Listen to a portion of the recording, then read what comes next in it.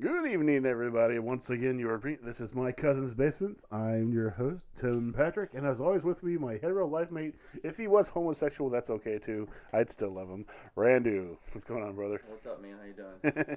Same shit, different day. It's been a while. Where you been? Where have I been? I've been MIA, living the dad life and not being able to do anything fun. Not to have life. Yeah, pretty much. Awesome. Hey, you're looking good though. It looks like you lost some weight. If I have, I wouldn't notice because I see myself every day in the mirror. But It's in the butt. It's in the butt. Yeah, you lost a lot of butt weight. Oh, that's good. Probably a good thing. No more junk in your trunk. No more junk in my trunk. Nope. Must be.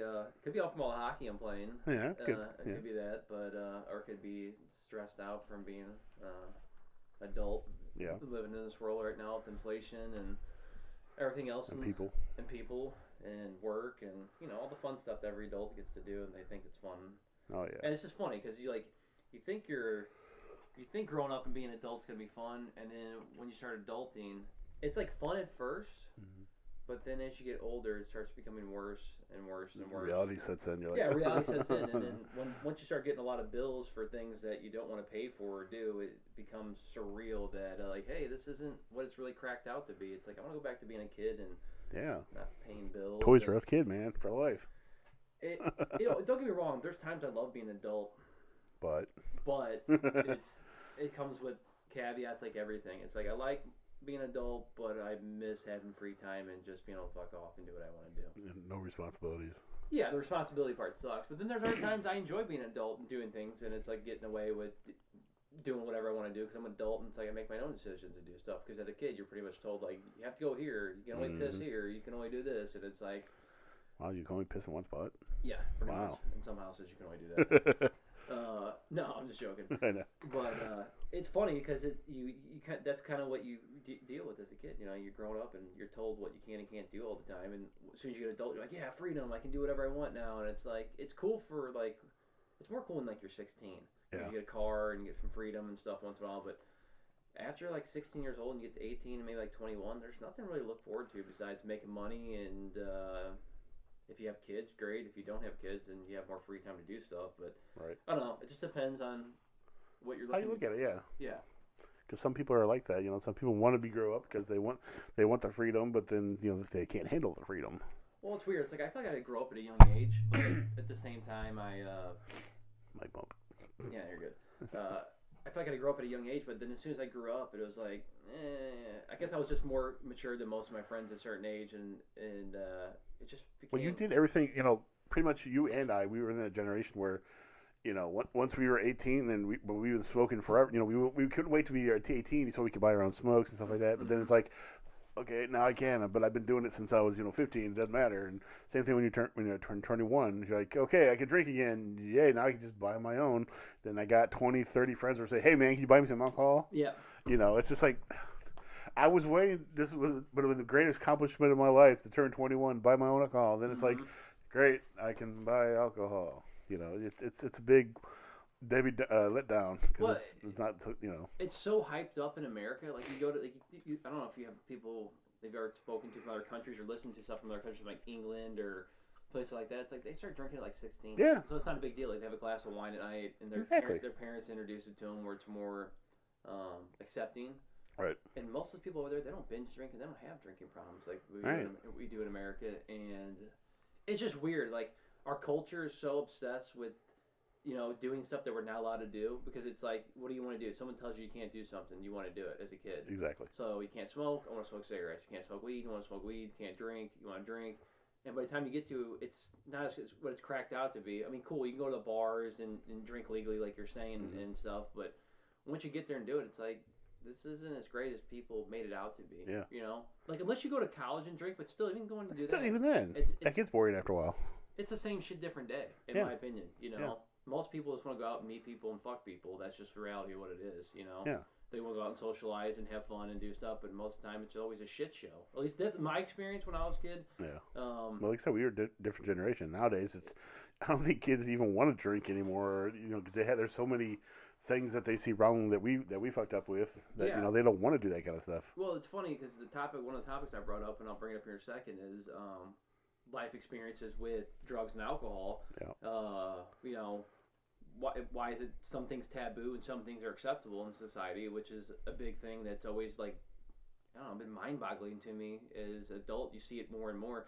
And to what you were saying earlier with kids, yeah, dude, there come out things called like sober bars, or like teenagers come and hang out, or just I'm not teenagers, sorry, adults or young adults. They go in there and have these things called like mocktails, which it's nothing with alcohol, but it's like a fruity whatever drink. It looks exactly and tastes exactly like the drink, alcoholic drink. Yes. Yeah. And I thought that was interesting because it's like, who's doing this? It's our generation. Yeah. It's our generation of people opening up these bars for the younger kids because they want to give them. There's kids out there that just want to go out and have fun, but they don't have to have drinks or drugs or anything to go have fun. Which I think is a great thing, but at the same time, it's like you gotta experience it at least once or twice. You know, getting pissed drunk and puking on yourself. I think everybody does, and I think it happens more when you're a young adult, or adolescent, and then when you become a young adult, obviously you splurge and become retarded, which most people do. Yeah. And you learn real quick. It's like getting blackout drunk's cool one time, but after that, it's like it's not as fun. And then when you become an adult in your 30s, after your 20s, you start realizing that the hangovers. They last a lot days instead of hours. Days. Wait till you get even older than that. Shit. I mean, being 36, the last time I drank really bad was when we first had my daughter when she was 1 and my son when he was 3. Mm-hmm. And me and the wife were hungover. And, dude, I was hungover for like almost 3 days. I wasn't really hungover, but I could feel the effects for 3 days. Like the first day was awful. Right. And then the kids still wake up, so it's like impossible to want to not kill yourself because you're like, I got to take care of the kids and I'm awful and I just want to die and lay on the couch. Right. Second day, same thing. It's like, I'm starting to feel a little bit better, but still feel like. But the third day, you're like, dude, can this like stop? Like, right. Come on, man. The only time I've ever had a hangover that bad was went to Vegas. That's understandable. Yeah, and I did some coke and drank. Yeah. All week long. It wasn't like a couple days. It was like 3 or 4 days long. 3 or 4 day binge. So when I came back to the reality, went back to work, dude. I'm not joking. I was catatonic at work for like a week. Yeah. I felt like a different person. Yeah. And I was like, that's the last time I'm ever doing this. And it was the last time I ever did that. But getting to our topic, and I'll let you start this one off and kick this one off because I've been doing all the talking. Yeah. On my podcast. Not your podcast, huh? Yeah. My basement, though. Yeah, your basement. Drinking and drugs, and the topic at hand is what things are taboo, your life experience with them, whatever, and just you tell me what you think about things now compared to the day when we were kids. Well, when we were growing up, weed was very illegal. Nowadays, you could fucking walk down the street and pick it up right there. There's it's very legal. People smoking in their cars all the time anyway. So I think smoking weed is not cool anymore. It's just the hip thing to do. That's all. It's not cool as in like, hey man, I smoke weed. No, it's like, yeah, I smoke weed. Like, so I do too, or you do too. We all do. Yep. It's because weed's become the new cigarettes in a way, if you think about it. Weed's become the new cigarettes, but it's not as scoffed at, right? Yeah. And what I mean by that is if I'm going down the street or if I'm somewhere where someone's outside smoking a cigarette, people in public can bash you like, ew, that person smokes. Like, and you can say it without anybody getting any retaliation and giving like the third degree. I'm like, fuck you, man. I smoke cigarettes. It's my own business, whatever. But 99% of the people, they've made cigarettes out to be really bad because they are really bad, right? And it's just the reality of what it is. But weed is good. But weed was always, growing up when we were kids, was always the gateway drug. Yep. So looking at that was even worse than cigarettes. Mm-hmm. It was weed, cigarettes, then booze. Yeah. Now it's flipped to this new completely around, yeah. It's flipped around, right? And now the gateway drug is alcohol, and then it's cigarettes, and then it's weed. Yeah. Which I think, in my opinion, we should treat cigarettes the same way we treat people that have drinking problems or that have drug problems, which I think we do. I think, but in society as a whole, I think it's looked at like, hey, it's more cool. Obviously, when you're a younger kid, it's looked at as like, hey, you're more cool or doing stuff. But even growing up in your age, cigarettes was like the cool thing, right? Yeah. Like, you could smoke at airports. Yeah. You could smoke at restaurants. Fucking hospitals. You could smoke at hospitals, right? Yeah. And that was in like, what, 70s, 80s? Thanks. Late 80s, early 90s. Well, either. I mean, it was still around the 70s, though, right? Yeah, obviously, yeah. It was more our parents' era growing up and doing it. Yeah. But you still saw it. I didn't get to see it as much. I saw it in restaurants, never in hospitals. It was slowly. it was like a thing where you could smoke anywhere, like you said, airports, hospitals, whatever. And then eventually you could still smoke there, but they had like special rooms in there. I feel like the airport had a special. It looked like a hot box. Yeah, hot box kind of thing. You know, you have like 20, 30 people and they're all smoking in the same spot. But then after the room, it went to, okay, only outside. And then after a certain parts of outside, and then it's like now it's nowhere except for the vicinity of your home or your car. That's it. The way I look at it is it should be, people want to smoke, let them fucking smoke. But at the same time, don't get upset if people are going to be upset with you smoking cigarettes. As an adult,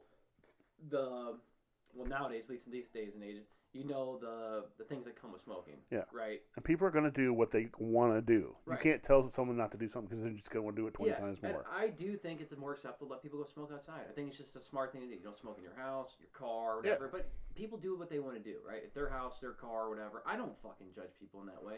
Yeah. But I wouldn't do it in mine, right? Unless I'm smoking weed. Then that's different. Then it's different. But still, there's a taboo around a lot of stuff, and growing up, that's what it was. It was so weird that weed was ostracized, but now it's acceptable because they can make money off it, right? Now there's a profit incentive. Yep. So like all these states are legalizing it because they know the billions of dollars that come with it, and the fight on war on drugs was a fake cause, dude, for the last 20 years. It was more a money suck for the police than really like, hey, we're stopping drugs. Now I'm not saying like they didn't stop like bad things with drugs. What I'm saying is they didn't stop. They were stopping stupid things with drugs, like kids getting pulled over the joint, whatever. Yeah. To me, it's not bad. It's like I've been high for I don't know how many times in my life. It's too many to count. And obviously, I was a smoker for like 10 plus years of weed. And I can't remember one time my hand that I've ever drove high when I was like, I can't drive or I can't function high. There's a big difference between being high and being drunk. Yeah. Right? Like, I'm coherent. I can still manage. Not everybody. I'm sure there's people that smoke and they're like, they can't function. Right. Just like some people who have a great beer tolerance. But it's just weird to me, the way growing up, and now things are changed. And, like, now they got, which is cool to see, they have smoke shops. And, dude, the lines are always outrageous out there. Oh, yeah. Even with the economy right now, inflation, like, you can go get, like, a quarter a weed, whatever you want. You get weed, and most people are going to get like vape pens or whatever. I think that's the new thing, like getting the weed in a vape pen. Yeah. Which is really, really weird. That's the new cigarettes. Is the vaping now too? The e-cigs, right? E-cigs or e-weed cigarettes. I'm just not a fan of them, and the reason I'm not a fan of them, and I've done it a couple times. I did one on the strip club one time with a stripper. She gave me it, and I was like, "Oh, what's this?" She's like, "It's weed." This is before I knew that they were doing this, and I was out with a couple of my buddies, and I smoked it. I took a huge hit. Dude, I was so fucking high because I didn't know what the content of how the THC was. Right. And two, you think you take a bigger hit than you really think you are with those e-cigarettes. There's no like, it doesn't expand your lungs like a regular exactly. Weed, like it evaporates almost immediately. Mm-hmm. Yeah. Wow. See, I've never tried a vape. I never wanted to because I don't want like bubblegum flavored fucking smoke. You know, I don't want the flavored shit. Just give me the straight up tobacco. Not anymore. But give me the straight up tobacco smell. Taste. I want my lungs to smell or my clothes to smell because I just had a cigarette or something. I don't want to. Like went to a Slayer concert one time. I smelled a whole gaggle of like weed, and then 3 seconds later, I smelled bubble gum. I'm like, all right, who's smoking weed and who's smoking fucking vape here, man? It's like, come on, man. This is a Slayer show. And the funny thing is, there's people that smoke both. They'll have their weed pen and they'll have their exactly vape pen. Same time, double fisting it. Yeah, double fisting. There you go. Remember, because we thought when we were growing up that if you smoked a cigarette while you're smoking weed, you get higher, quote unquote. The buzz. Yeah, the buzz got better, or it kicked in faster. Well, in Europe, dude, when they roll joints, they put they put tobacco with weed together. And I noticed that. And they call it a spliff. Yeah. Which in America we call a spliff, a little piece of cardboard you put in a blunt. Yeah. It's really weird how two different slang terms mean two different things. Exactly. With that kind of stuff. Well, it's like the dreaded F word we can't say on YouTube that is a cigarette over there, but over here it's a homosexual. Yes. So it's weird how they do things. Well, words can have multiple meanings. It's just with cancel culture and political correctness nowadays, you have to be mindful of everything you say and do. Because there's always someone out there looking to be outraged about something. Yep. Doesn't matter if you are the Dalai Lama and you're the best person in the world. Like, The moment you say something, you could be the biggest liberal and the biggest person in the world that's, PC and inclusive for everything. But the moment you do something, someone out there is going to ostracize you For something. and pin you on the wall Yeah. and put you down for everything you've done. And it's like, dude, we're all human beings. Like, people say things and mean things. And obviously, like, safe spaces only exist now within family and friends. Like, I mean, barely that. Yeah, barely that. You can only be open Yeah. with a lot of that stuff. For so long. For so long. So going back to what we were saying though, growing up, like life experiences, like dude, what drugs did you do, and how were things you think different from like today from when you were a kid or whatever? I did a lot of weed. Mm-hmm. I did a shit ton of acid Mm-hmm. and coke. Mm-hmm. I did coke twice and I never did it again. Mm-hmm. And ecstasy once or twice. Mm-hmm. At the time I was growing up, weed was, like I said, everybody smoked it. Everybody. That's what we did. Acid was where I grew up in Florida, or not grew up. I lived in Florida for 3 years, and that's where I experienced all my acid trips and stuff like that. Mm-hmm. That was, to me, it was fun because I had that mindset where I know I'm high. I know I hallucinated, but I knew it was fake. Mm-hmm. I don't know. A lot of people can't do that because a lot of people have bad trips, or if they hear something or something that triggers them to get scared or Mm-hmm. gets just whatever. I've even seen people, jump out a window because they thought that was cool to do. They thought that they were following the little rabbit down the hole kind of thing. When they're on acid? Yeah. Yeah. Because they see things and they experience it. It's Everybody's trip's different. Yeah, basically, Mm-hmm. yeah. With me, I was a more creative person. It was kind of like the American Horror Story where they took those pills and if they were creative, they became even more creative. Mm-hmm. Or if they weren't talented, creative, then they died out. Mm-hmm. Me, I was the more creative one. Mm-hmm. It opened up my mind so much. It was ridiculous. And again, like I said, I was doing it in Florida. They had gel tabs. There was the actual blotter paper. We even found these pills that you take Mm-hmm. that are just like $5 for like 20 of them. Mm-hmm. And you take one, it's like being on like 4 gel tabs. Mm-hmm. So it was great. I thought, to me personally, it was great. Yeah, you don't hear about acid much anymore. At least I don't, because I guess I'm an adult. I don't know those people anymore. Mm-hmm. I always heard about in high school guys selling $3 a hit, something like that. But now it's like I don't even hear it because people like flip out about it so much. Yeah, it's because there's so much shit you could put into those now. It's weird that back in the day, drugs was about doing drugs and being like having the experience and telling people about the experience, and now drugs are about slipping fentanyl in there and trying to get people more addicted to something and Right. overdosing and dying. Like they don't really care what they put in; they're just trying to get people killed and addicted to They're something. just trying to sell you something that could be one thing, and then they don't care if you die or not because they want their $20. Correct, and it's mostly most of that stuff's getting imported from Mexico, which is Yeah. really weird. But I think someone made a good point. It's like maybe we should stop fighting the war on drugs and just start having like these drugs like produced in America, and then if you can get a prescription for it, like we do anything else, you can do it without worrying about people overdosing and dying. It might create, but at the same time, then we're allowing people to be drug addicts. I've even read things. I thought this was very fucking weird, but at the same, but after I got done reading it, I was just like mind blown. It was they're thinking about introducing acid into like dementia patients or Alzheimer patients, I've read that. so they can experience things, and it's Mhm. like that sounds like the dumbest fucking thing in the world. But after you read about it, it's like, you know what? I had like some of the coolest trips ever, and it helped me remember things or brought back a memory or something like that. And I felt good about it because Mhm. I'm like, wow, this was pretty cool. It does open another door. People do talk about that. It opens another part of your mind that might be closed off, or you might have even thought you could reopen and use. Yeah. My buddy Sam told me about this on our other podcast at one point. He told me that people that come back from the war that have PTSD, they can't get, they're just having terrible PTSD. They started doing like ketamine trips or acid trips with them, and it would help them open their mind to forget and like get rid of the PTSD and the anxiety and stuff like that. Nice. And it's starting to work. Like it's really working. Like there's trials and these people are like, hey, I'm cured. Like I'm back to being myself. Like whatever they did helped me. It was like a psychological type thing. And before, those drugs were always considered like, the worst drugs in the world, but that's because we didn't understand them, right? And now if you do them in a controlled way, then it's different. then it's different than sitting there just getting it dropped on a sweet tart and having like 20 hits on it, and like my friend Rory who went fucking insane off it, right? So I think it's been there, done that. Yeah, and talking about like your trip experience, I've never done acid, so Yeah. I can't speak to it. But I've done shrooms plenty of times. Yeah, shrooms. Oh yeah, I forgot about that. And I've had That's what I I've did. had like 5 or 6 good trips, and I've had like 2 or 3 bad trips. And after like the 2 or 3 ones, dude, that it made me never want to do shrooms ever again because I was chasing like, hey, I can't wait to have this good trip again. And dude, the couple ones I had, I just freaked the fuck out. Yeah. Like I was having a good time with my friends, and all of a sudden it just went from good to like extreme bad, and I like freaked out. Like had a bunch of my friends at my house Something during high triggered you, school. And you remember my basement or Yeah, high yeah. school, whatever. Loved your basement. And I had like I don't know 6 guys over there, dude. And one of my they were tripping pretty hard, and my other friends too. And I literally made them get in their car and leave. And I'll never forget this. All right, I never know why I did that, but they're kind of freaking out too. Like everybody was having a bad trip. I guess the weed or not the weed, but the shrooms were just that good. Mm-hmm. And I told them to leave, and like 2 hours later, I go outside to see if they left. Dude, they were still in their car, like cruising down the street. They must have went like 10 inches down the street in their car, and I didn't know what the fuck was going on. I can't believe they got in their car and left, but luckily he only lived like 2 streets over. Yeah. So it wasn't like he was driving down the highway or going somewhere weird. Right. He lived in the street over from me. That's good.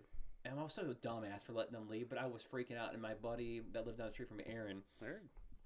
he left too, and he freaked out, went home.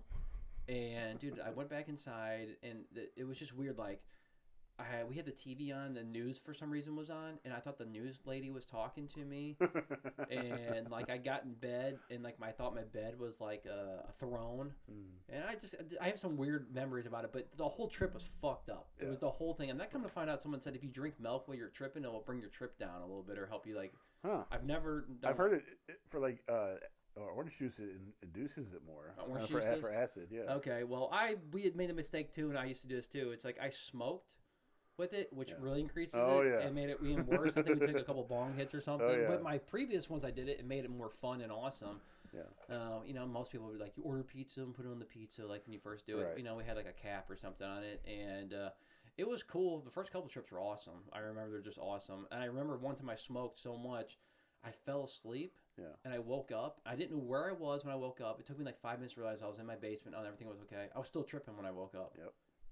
I've never had that happen before. That was fucked up. That gave me anxiety. But then I woke up out of it. Everything's fine. I'm fine. Like, and I remember I went to sleep and we put like Super Smash Brothers on.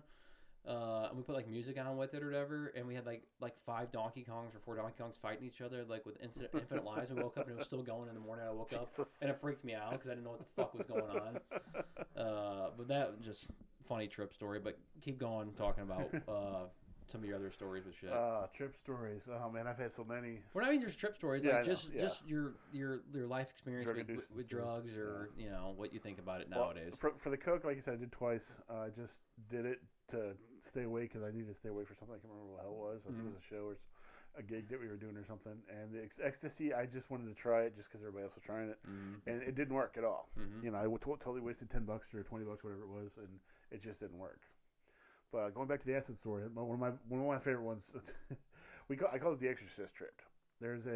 I used to have a picture of Linda Blair, and she's just sitting there all gory and just like staring dead in the eyes. Poster? Yeah, poster, just a poster, and it even said the Exorcist at the bottom of it.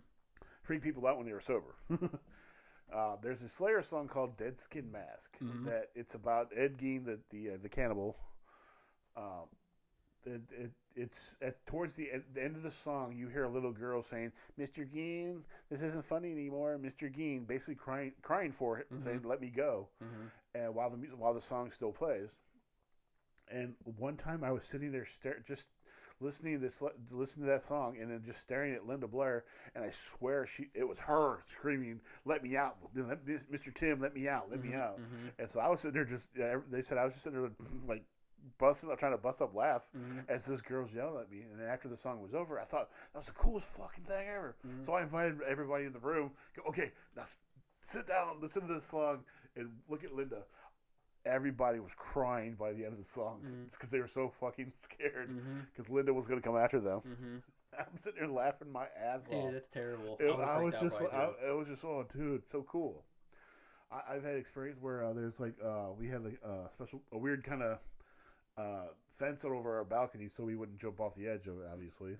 And I was listening to Pink Floyd, and I swear the part, if you ever watched The Wall, where it looks like a concentration camp kind of thing, I swear I was on that in that concentration camp pleading for my life because I thought I was in jail, basically, back in the 40s and stuff like that. And I was a part of it. Almost all my early, well, not all, no, most of my early trips were, I thought I was a part of something going on already. Like if the song was about something or whatever, I was a part of that song, or a part of the meaning of that song. And it was so cool. And like I said, a lot of that opened my mind up more. You know what was really weird when you brought up a funny experience with me was when I was on shrooms the first time I ever did it. When we went outside, we didn't stay inside the house. You never go outside. Yeah, we went outside. Actually, it wasn't that bad. We walked from my buddy Eckert's house to my house, whatever. So it wasn't really that bad. But my hearing was so intensified on shrooms. Yeah.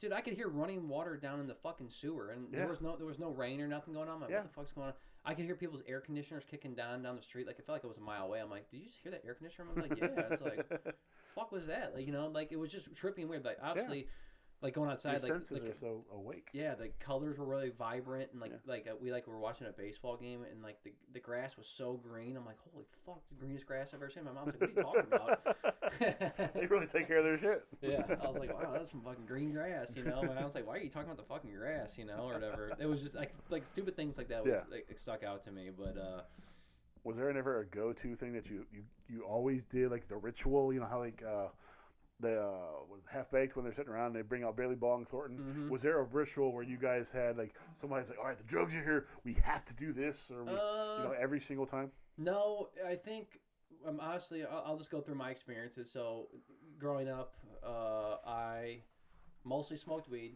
Yeah.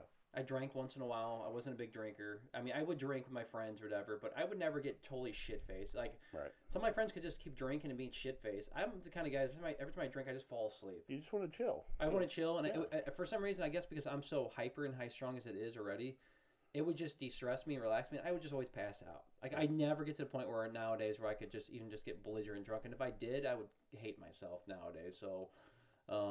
But even when I was a kid, I never liked that. Most of the time, if I got that drunk, I would just throw up, and then I would pass out anyway. So I just knew where I got my good buzz, and I just tried to say I had a good buzz, and I would pace myself. Yeah. That's just me personally. My other friends like to go buck wild, and I like to smoke when I was drinking, too. So I knew like how much I could drink and how much I could smoke before I became retarded, and the room would start spinning. Man, those are the worst, the room spinning. Yeah.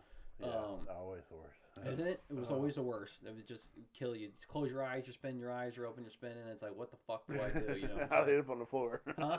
How'd I end up on the floor, man? How'd I end up on the floor, yeah. So, growing up, weed. Yeah. I drank before I smoked weed, but once I got into weed, I was like, this is the best thing ever. So, like, my ritual with my friends would be either I would get a bag or one of my friends would get a bag. And I never liked smoking alone. Like, don't get me wrong, I'd smoke alone, play games or whatever, and that's how it first started out. I'd get a bag of weed, smoke, play video games, and I fucking loved it. I would open, like, a window in my room. I remember, like, I have, like, this weird nostalgia where, like, when on a nice day, like, even like today, like, where it's 70 degrees, open the room, be so relaxing in there, smoke some weed, and I'd play a game. And, dude, I would just have the best time by myself, just doing it by myself. And, I get little munchies, make a pizza, whatever. And I was young, I didn't get fat or anything from it because I was just doing whatever. But as I got older, it was more of like a ritual. Like if I got weed, I'd invite my friends over. In my neighborhood and all my friends that I had, my friends were always at my house. Obviously, you know that. For people that don't know me, I had like 10 friends, close friends, and like I'd had like at least 5 or 6 over at my house every day. Every day. They would just open the door and they would come over. My house was. They didn't knock; they just came in. Right. My mom would be like, "What the fuck?" But after a while, raid the kids' cabinet. Raid the cabinet, get all the soda and all the food, or whatever. Come downstairs, get high game, hang out, whatever. It was just always a chill, safe space for my friends. My other friends couldn't do this at their house, so my parents always thought it was legitimate, But my mom always knew, but. If we were disrespectful or got out of control, goodbye, right? But for the most part, she's like, some of these kids felt like her kids, in a way. So your mom saw them more than their own parents. Probably. And she also said that, she always trusted us because we would always just be good, hang out downstairs. We weren't doing anything out of control. But you were in where she could still see you or, control like downstairs. Yeah, but she knew I was at home and she didn't have to worry about it, right? I wasn't going out, terrorizing the neighborhood, getting in trouble with the law or doing dumb stuff. So there was a little bit more trust, And my mom and dad grew up smoking weed and they thought it was harmless. Obviously, as long as I wasn't doing it for 14 hours a day, even though I was. But anyway, my friends would come over, and our ritual was like, dude, we would smoke everything. We used to do bongs because we thought it was cool, and then we realized bongs suck because it just hurts your lungs, and after a while, it just became like we're just wasting weed. Yeah. But it was cool, like at a party, more seeing like, or you had new people over, like, hey, we're gonna get people high, and we're gonna show them how we party. Right. And then we started doing like like just regular pipes or chillums, and then we smoked joints too. And then became like the ritual as we got older, like in high school or like later in high school, was like let's smoke blunts. And smoking a fat blunt was awesome, but then we kind of realized, like, hey, you can roll like like I could roll. I was always good at rolling, like a mean cigarillo, and I'd roll a mean cigarillo, and dude, we would get higher off that, and then we'd always save it. Like, I'll tell you a ritual that I did. That was more like just me being, me trying to like help out with our friends or whatever. Like people would come over that never smoked, but they wanted to hang out with us and smoke, whatever. Of course. And everybody would get high. They would just put like, I'm not joking. They would put like their whole dub on the table of weed, right? And they'd break it all up, and they would roll a fat joint or whatever, or a fat blunt. And I would let them roll it, and they would get high and forget about it half the time, sitting on the table. Well, I would had like these nice big heavy ashtrays I got from Grandma and Grandpa's a long time ago, and they're like the glass ones. And they'd always be like, they'd be clean by the end of the day because I'd clean them, but I would keep them dirty on purpose. And when they weren't looking, I would always take my ashtray. And this isn't just me being skeeved back in the day. And I would take like a fat joint and just put it underneath the ashtray and smash on there. Now, I'd get so high, I'd forget sometimes it was underneath there. And like a day later, I'd pick up the ashtray and be like, dude, there's a whole fat fucking thing of weed here. Yeah. I would do it with my own weed too. Right. But I started doing it on then. And sometimes I would do it intentional. I just would be like high, like, oh, I just think it was my weed or whatever. And then like some of my friends started doing it or whatever. Like that became like an inside ritual. Like if people came over, like we always kept the leftover like joints or roaches and whatever. And at the end of the week we would like put them together and make like some crazy super joint. Yeah, super joint. There you go. Because it would be so tarred up or whatever like that, and you get just mega high. It had a different smell to it. I know because you smoked it. But that was always funny and like a cool ritual thing like we would do in my room. But for the most part. Dude, I just stuck with weed. Like, I got offered ecstasy, turned it down because I had addictive personality. I was like, hey, if I like this, I'll probably want to do it more. Right. And then the same thing, like, I tried, what was that thing that like was like weed, but it wasn't weed, but they used to do it back in the day. It's like black. It's not coke. It's nothing else or nothing. It's not that bad. Yes, it's opium. Opium. Yeah. I tried opium a couple times. Hash. I didn't like it. It was stupid. Yeah, so I thought so too. I didn't get high off it. I just thought it was weird. Never did heroin, never did any of the hardcore shit or whatever. I did pills a couple times or whatever. Like I tried Vicodin, and that all it did was hurt my stomach. And then I tried like some of the other stuff that people did stuff. And dude, I just always felt like I didn't felt fucking weird on it. Right? I just didn't like it. Did Adderall a bunch in high school because I liked the way it made me feel. And I used to get the ones that as soon as you took it, it wasn't the capsules, it was the actual pill. Yeah, dude, it was like if you smoked on it, it was balls of wall. Like you're hyper, you're talking, I'm focused, I'm having a good time. I felt good. Did mostly in high school. I like do for tests. Sometimes I do it when I was gaming and wanted to game all day. That's what that's what you guys did. Yeah, and mostly it's funny. It's like there's a huge thing. Like they think that taking Adderall as like playing games if you're a professional esports player or something. Yeah. Is kind of like taking steroids or something because it keeps you so focused. But they still haven't found a correlation. Be like, hey, this makes you better or done anything, so they can't ban the substance. But thought that was a little funny. Side note, but I did shrooms. Obviously, we talked about shrooms, so I did that, and I did coke probably 4 or 5 times. And every time I did it, like I just didn't like it, dude. I always felt like I was having a heart attack on it. I didn't feel good. Like drinking beer. One time I drank a bunch of beer on it. I just got fucking super shitty and threw up everywhere. And I felt better after that was over with. But, of course. The coke days, I didn't have any really good experiences with coke. It was just way overrated and like hyped up. And obviously, you never know what you're getting cut with coke. Exactly. Like, probably most of the time it was probably cut with like baby laxative and stuff. But nowadays it's mostly Ajax. Dude, so fucked up. If somebody actually did that, would die. I would die. Yeah. In a heartbeat, you would die. You poison your body and whatever. But that's great Cheech and Chong reference. Oh yeah. I love that movie. The coke thing is just not me thing. So I've always just stuck to weed, and I've always thought it was like, hey, if anybody's going to do anything in the world, we should be more open-minded for people with weed because people don't kill people on weed. Yeah. People don't beat people up on weed. No. Most people are most relaxed and chill. I'm not saying there isn't people out there that do this and don't have problems with it or nothing. But the majority of it is. But I'd say the majority of people, and it kind of leads into my subject of life experience of what I've seen personally is more people have fucked up problems with alcohol than any other drug. And people don't want to consider it a drug, but it's a drug, in my opinion. And it's like anything else. It should be treated the way we treat cigarettes. Like, people, can do it if they want, but they shouldn't get upset when people like say like you might have a drinking problem or anything. Because I feel like here's the problem, and this is what I want to bring up: is society is so accepting of alcohol.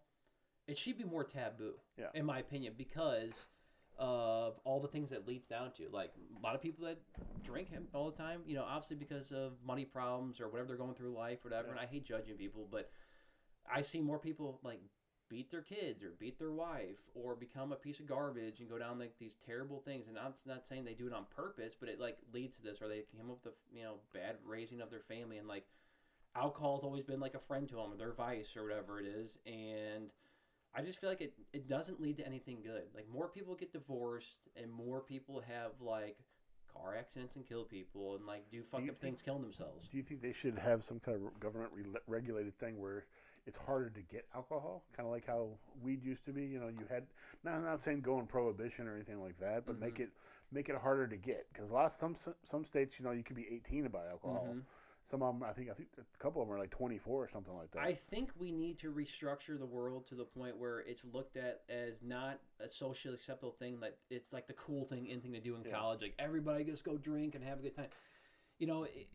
A lot of girls get raped on it. A lot of guys probably get raped on it or whatever. Yeah. And guys probably do some fucked up things, and girls do some fucked up things they wouldn't do if they were sober and not drinking. Or what they need to do is start limiting the amount of drinks that people are allowed to have. Like, some bars will actually do that. The bar will lose its license if the bartender keeps serving, drunk people. Yes, I know that, and everybody can buy their drinks for other people. There's always gonna be loopholes and shit around. I meant like when you go to the store, like they should only be like a month. Like you should only be allowed to buy like a 30-pack. Or don't make it, drinking until 2:00 or 1:00. Close the alcohol earlier. Yeah, I think the biggest thing is it's been so socially acceptable for so long, and people like put this cool label behind it. And like the celebrities, whoever else endorses it or whatever, it's always been looked at like this is the cool thing to do. And we have it structured in the world where people have made it like you can't go to any event in the world without doing it.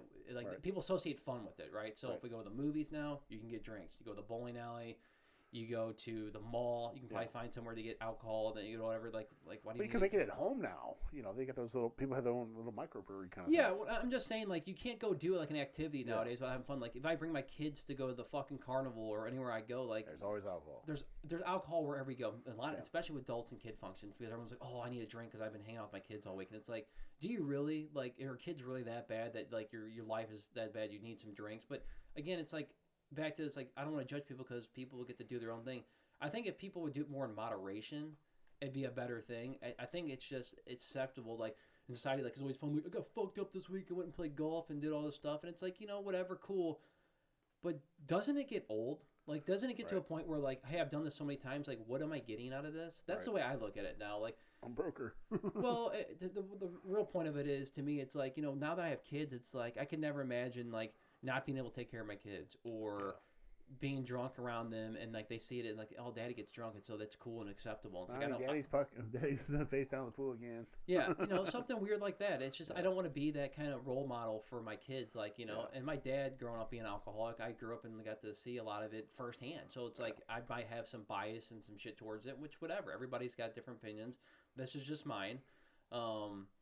And I think we could do a better job in society of making it like it's not so cool and accepting as it is nowadays. Like, and we shouldn't make it available at every sport event. Right. And we already know why they do it, because there's so much money behind it. It's a multi-billion, maybe $1 trillion industry is alcohol. Oh yeah, definitely. Like you can buy a bottle of Jack for $25, or you can go to the bar and drink, a shot for $5, and then they're making their money back so fast. Yeah, it's just and it's been there's just.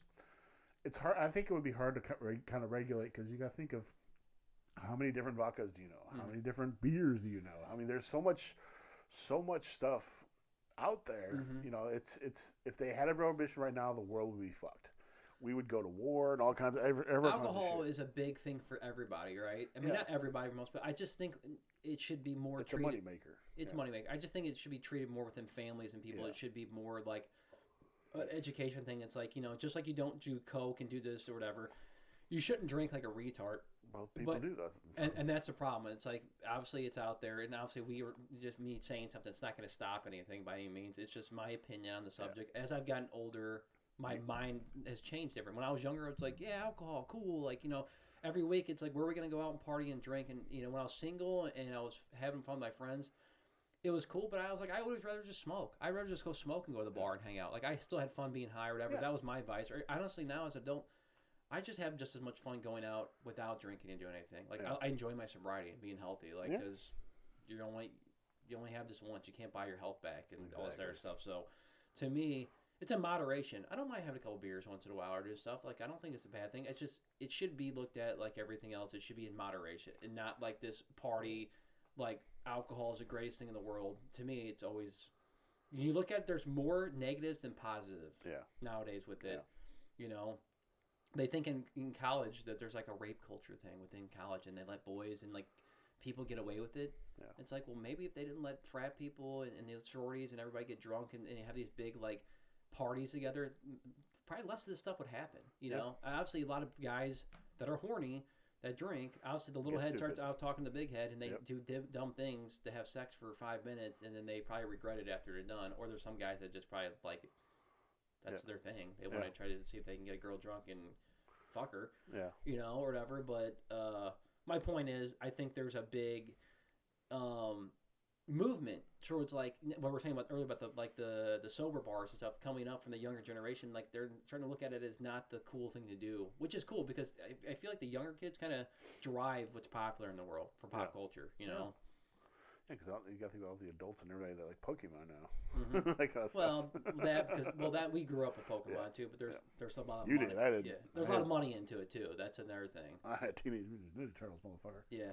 Well, I watched this thing during the Yeah, I know. pandemic. During the pandemic, some guy and his wife they quit their jobs and they fully invested into Pokemon cards. And they found some guy in Japan. I don't know why I'm going down this road or this tangent, but to talk about your Pokemon stuff is he found this distributor from some guy who worked in a warehouse, and he could get loads of Pokemon cards. So he invested all his money and started working deals with him and cut him in on the deal. And the dude, within like 6 months to a year, he's made a fucking huge business out of this. And he obviously he knows what's valuable and what's not valuable, and he sells ones in packs because that's what people want is in the packs. Or he buys himself his own and sells them outright. Or he's made millions of dollars off it. Yeah, Already. I believe it. You know, when the card hype came back, like there was a point in time where cards, when I was younger, hockey cards, baseball cards, all that stuff, basketball cards were a huge thing, and then died. And now, because of Pokemon cards, and I think because of COVID, people are looking for something to collect and something to do, making a resurgence for it, right? Same thing with like the NFTs and Bitcoin, because people are buying it in that. Yeah. It's weird. It's weird to me. It's very weird, yeah. Mm-hmm. How things come back around 20 years later. Vinyl, fuck, dude, look at that. You know, even some bands I've seen that are actually making cassettes again. Mm-hmm. You know, it's like what the hell. Well, everything comes back. We've talked about that before. Like every 20 or 30 years, like even with clothes and styles and stuff. The vinyl records, my buddy Brandon, he's really into them, and that's what he like collects now more than it because the music quality is so much higher on a vinyl than a CD. So I agree.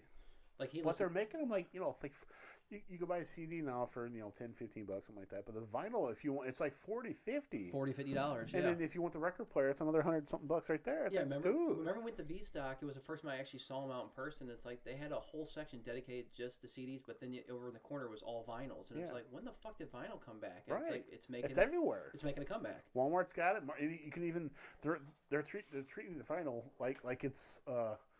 Like Funko Pops. Mm-hmm. Like you could buy the vinyl from the band, or you can buy it from Amazon or some shit like that. Mm-hmm. But then you could buy the Walmart exclusive. What all that means is just it's there's no extra tracks or anything like that. There might be a different artwork to it, or it's a different color. Mm-hmm. You got to have all the different colors of the Black Album or something like that. It's like it's still the Black Album. Mm-hmm. But it's cool. It's for something people collect and chase, and like the rarity of it. I get it. Yeah. That is pretty cool. I mean, if I was really into music, collecting the records or CDs and having like the stuff, because it's like a lot of things went to digital. Yeah. I think people liked it for a while, but I think people like physical stuff. We've talked about it before, like. Yeah. I like looking at the fucking album or and reading it, the work, the lyrics, all that shit, and the artwork that's on there. It's cool. Like same reason I like collecting video games. Still, it's like people are like, you don't buy the digital stuff. It's like, no, I like the physical copy. Like they're like, I like to hold them, motherfucker. Just like people like apparently VHSs and stuff are coming back. Like some people are really getting into that. And then like my mom who does estate sales, she's telling me like vinyl records and vinyl the record players. They sell out so fast in my mom's sales. People come there and they just fucking buy them all up because there's so many people that want them they're a hot collector's item, and there's a lot of money into them now. Yeah. You know, I never thought that was a thing, but now it's But now kind you of see it. it's starting to come back. A-Tracks are coming back, man.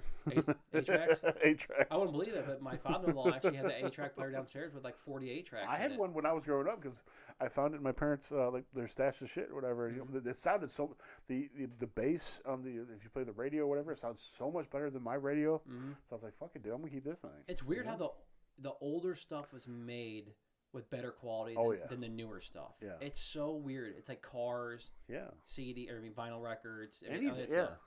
It's just, I mean, obviously computers didn't exist back then, a lot of technology stuff, but Well, it did, but just but the quality of Yeah. craftsmanship that went into making something was just so much higher. Now it's like make it as cheap as possible so we can sell it and make a profit off it. it's not American made. Well, it's not American made. It's the same thing with anything nowadays. It's a fucking joke. And but the Rough ones the people that do make quality stuff, they're more expensive, but you pay what you get for. Yeah. And that's where I kind of went It's with a lot quality over quantity. of stuff. Correct. That's all it is. We were way off subject. No, you're fine. So I guess that kind of goes off my drinking and drugs taboo life experience or what's going on with drugs and alcohol. But to wrap that subject up, I think we could do better as a society just doing it. I mean, just obviously it comes from schools and teaching your kids and friends, and there's always going to be a cool vibe because all kids want to try it at least once and do stuff, which I think in hindsight, you probably should let your kids, because if you don't, it's going to make them want to do it more and be like, I feel like the kids that never get to try it, when they get in that college and do stuff, they're the ones that go hardcore and end up dying or something fucked up happens to them. To them when you're younger and they try it and they're like, I don't really like it. It's kind of like one of those things, kind of like me. It's like it's no big deal. Like we were growing up now. Right. So moving on to my next subject. Which one do you want to talk about? Since you know which one. You tell me. You got them all in front of you. Well, you know, I should have done this at the beginning, and we didn't mean to say it, but we wanted to dedicate this podcast to my buddy Sam Slater, who passed away, and from mental health reasons. And you know, drugs and alcohol played into a lot of his mental health reasons, but a lot of other stuff played into it as well.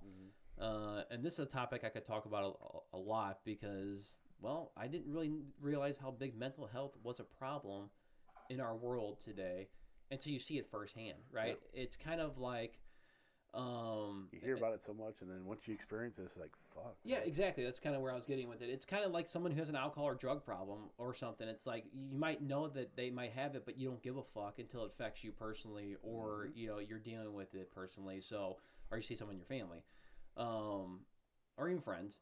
To me, it was just one of those things that it gets swept under the rug more than anything. You know, after like even some podcasts I had previously, I've talked on with like people that come back from the Marines or Army or whatever, Navy, that have problems, and like our government's like, we're for number one, like we're American, like we're all about veterans, and the veterans come back with fucked up mental health issues. What do? They sweep it under the rug. Nobody cares. Nobody in America really cares. We're all about America, but we're not really about helping American people when they come back. Yeah, it's like you did what we wanted you to do. You know, you went to war. You defended your country. Yep. Thanks. Yeah, and then you see all these nonprofits or these people that have to start things to actually help people to come back with like missing limbs or problems, and their mental health's really just broken because they got so fucked up in war. They sell things, they did things they didn't mean to, or whatever, or they had to because it was orders. Yeah. The way I look at it is like, why isn't that more of a big thing?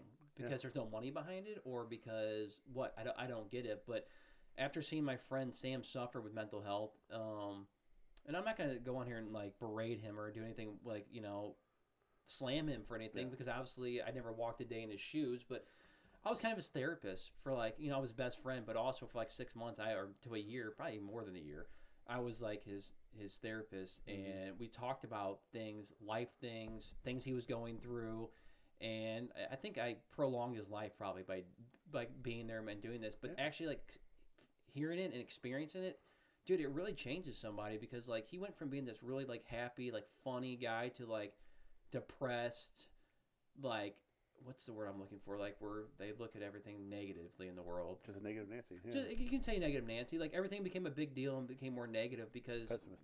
There you go, pessimist. Because his mental health was declining. Yeah. And then some days it was like a Dr. Jekyll, Mr. Hyde. Like some days it was like he was on cloud nine. Other days it was like he was in a dungeon and like his life was over with, right?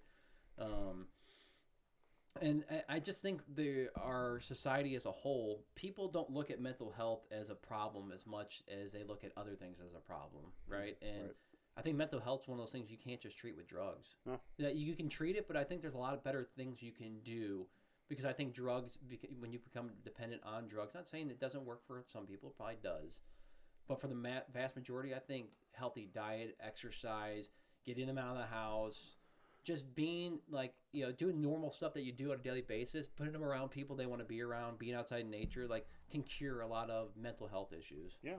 You know, Even just talking to somebody. yeah. You know, just pick up the phone and just, hey, can you come over? I need somebody today, or I need some me time or some you time kind of thing. You know, it doesn't have to be a boyfriend or girlfriend or anything like that. It could just like you coming over here today. You know, that kind of stuff. Yep. You know, it's if you put a little. The biggest for me, this is my opinion, is the biggest drug you can give somebody is just being there. Mm-hmm. Some people, how do I say it exactly? Just being there for people will help you so much more mentally, I would think. Mm-hmm. You know, obviously there's some people you can't confide in because your friends are backstabbers or anything like that. But they're not your friends if they're backstabbers. Mm-hmm. You know, you got to have a certain person or people in your life that you want to keep, you want to stay alive for. Yep. You know, it's that's not selfish or anything like that. But you know, if I've lost some friends, obviously, like you said, you have whatever, and all they had to do was just talk to me. Mm-hmm. I like to tell people that I'm everyone's shrink because you know, literally, people will call me just to hear a friendly voice or to hear me do something stupid or you know be funny or something like that, and then at the end of the conversation, they feel so much better. I feel to me that I've talked them down from doing something stupid. Yes. You know, like a lot of people say they live vicariously through me because I had no filter and I'll just say whatever the fuck I want, and it makes them feel better because they're like, oh, if I said that would have been funny, you know, kind of thing. You know, it's just really hard with people nowadays to trust anybody anymore. You know, I have a very very small circle of friends, family, whatever that I can go to and say, hey, you know, if I did something wrong, can you help me out? And they'll help me out and do it. Yep. You know, and I would do the same for them. But it's some of those people that you can't get through to them.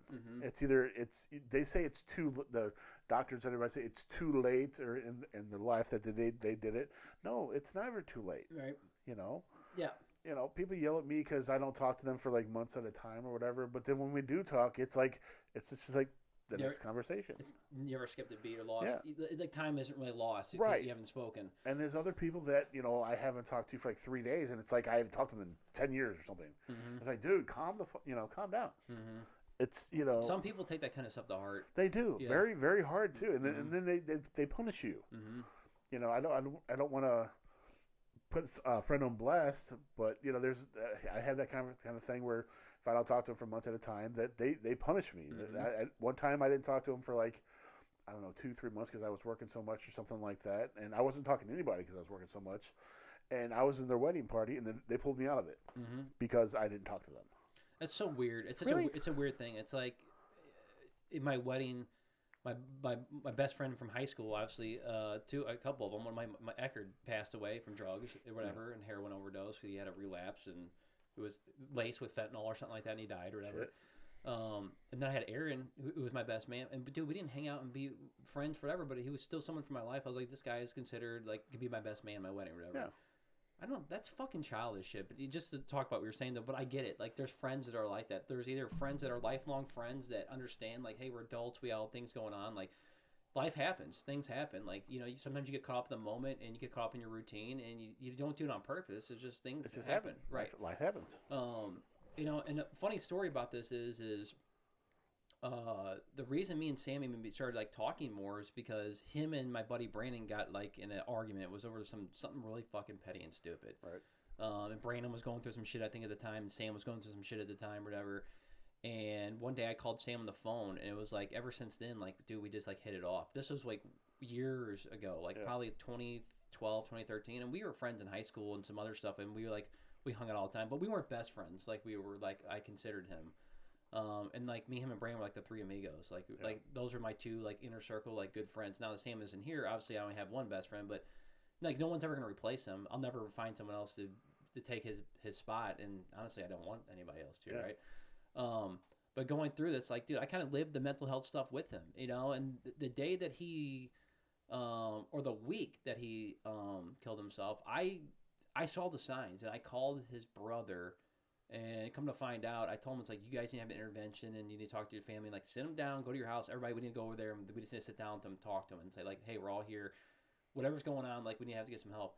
Come to find out, and this isn't a knock at his brother or anything else. It probably just happened. I called him when he was at work. And they probably already knew this, obviously, because they're family and they talk to him all the time. He never brought it up to his sisters or his family or whatever, like, hey, we need to have an intervention. But I'm sure they talked about it beforehand. So, like, I'm not saying, like, that was, like, the end of Wally be-all or nothing like that. But it's like, I wish we could have sat down and actually had an intervention with them. Maybe it would have made things better. Maybe not. Maybe he still would have done this. Like, maybe this was, like, his end goal at the whole time. Like, maybe his mental health just was so deteriorated by that point. Like, there was no talking him off the ledge at this point. But that's something I do regret through that. But for the most part, dude, I got him to go see a therapist and a psychologist. Had him booked. He went there. He like got in his car, got ready to go, and like the anxiety or something must have kicked in because he had like this weird like hatred towards doctors. You know, he worked at BJC and worked in that industry. Like he didn't trust doctors after like he had some problem with his colon. He had to get some like foot of his colon removed. Okay. When he didn't really need to have it done, but he trusted the doctor, and come to find out he could just lost weight and did some other stuff and he would have been fine. So like his trust for doctors after that was like broken. Yeah. And I just think mentally he didn't want to go talk to people. I think he did, but he didn't. It's like that struggle between mental health. Hard. Yeah. So, but with me, we already had that trust. We already had that integrity and trust with each other. And like he knew he could call me at any time of the day and I'd pick up. Dude, he'd call me at 2:00 in the morning. I'd pick up and talk to him or whatever. And I just think that's the thing is with mental health. A lot of people don't want to put the time and effort into somebody. It's just like someone who might be handicapped or something. It's like it's a full-time job taking care of someone. Mental health stuff is the same way. It's like you have to be there and take care of the person. Yeah. You know, to get them better. And a lot of people don't want to put that effort into it. It's like when another thing you could think about. It's like when your parents get older and you become the adult and they become the children. You have to take care of them because their body's breaking down, mentally aren't there. Most people want to stick people in homes because like I don't got the time to deal with this. I got my own life. You know, but then they forget that was your mom. She took care of you your whole life, and you're gonna have to stick them in a home like you're a piece of shit. That's the way I look at it. But unless you really just don't have the means or the body or not the means, but you're not able to take care of them, they get a better care at them. Then it makes sense. Everything's situational, you know, and those kind of things. But I wouldn't take care of my stepmom. Huh? I wouldn't take care of mine. No, so we'd light the house on fire, just sit outside and watch it burn. Yeah. But going back to that, it's like, yeah, dude, like mental health, there's something weird about it in the world where it's like, it's just not talked about more. And like, I've had more friends as I've grown up and people I work with personally that have had people who've committed suicide and things have happened. And it's like, we kind of have like the similar story. Now, it's not going to be 100% similar, but it's like, they didn't realize how bad mental health was and didn't even realize that people had mental health issues, you know? Until it's too late. Until it's too late. Yeah. Like look at Robin Williams. Nobody knew a damn thing about him, you know. Yeah, look what happened to him. It's like there's a couple things. Something that stuck out to me in an old podcast with my buddy Sam when we had our other podcast was he said, I keep referencing our podcast, that's but fine. Yeah, no, it's just he brought up. He's like, there's people with called like high functioning depression. Yeah, and same thing. It's like with a mental health thing. It's like he might have had high functioning depression. I just never knew it. Like he seemed normal. He was funny, but then the day he still had depression, and he was really good at hiding it or just like keeping busy to keep him out of his head. Yeah. Which I think happens to a lot of people, right? Yeah. They just don't realize they have it until it's too late, right? And they like it just makes them suffer, and they end up killing themselves over it or whatever. Yeah, it's just a weird thing that we see in society nowadays. To me, and it's just weird that we don't have more help for it or like means of help. Now, I think during COVID, and I'll shut up about this, is I've seen like now that you can go virtually for like therapists before they didn't offer that before. Right. It's like, dude, if they would have just had that during COVID, because I think COVID ramped it up a lot for him being stuck in his house by himself all the time, you know, can't go out and see people and do stuff. I think that took a big turn on his mental health as well. Oh yeah, definitely. You know, it's I think there are things out there. It's just people are afraid to come out and it's hard for people to ask for help. Mm-hmm. You know, like if someone need like me coming to you out, and I asked you the other day, you know, could you mow our lawn? Mm-hmm. You don't know how much it took for me to ask you mm-hmm. to come out and do that because mm-hmm. I'm just like I can do it, but I can't do it. But I know somebody who can do it. Mm-hmm. But you know, I want to ask you because I know you. If you needed it, I would do it. Mm-hmm. You know, we have that kind of camaraderie or whatever the word for it is, where you know, if I do it for you, I know you'll do it for me. So can you help me do it, kind of thing. You know, friendship and just being good people. It's just really good people towards the certain people, so to say. And it's just with mental health, it's people can't.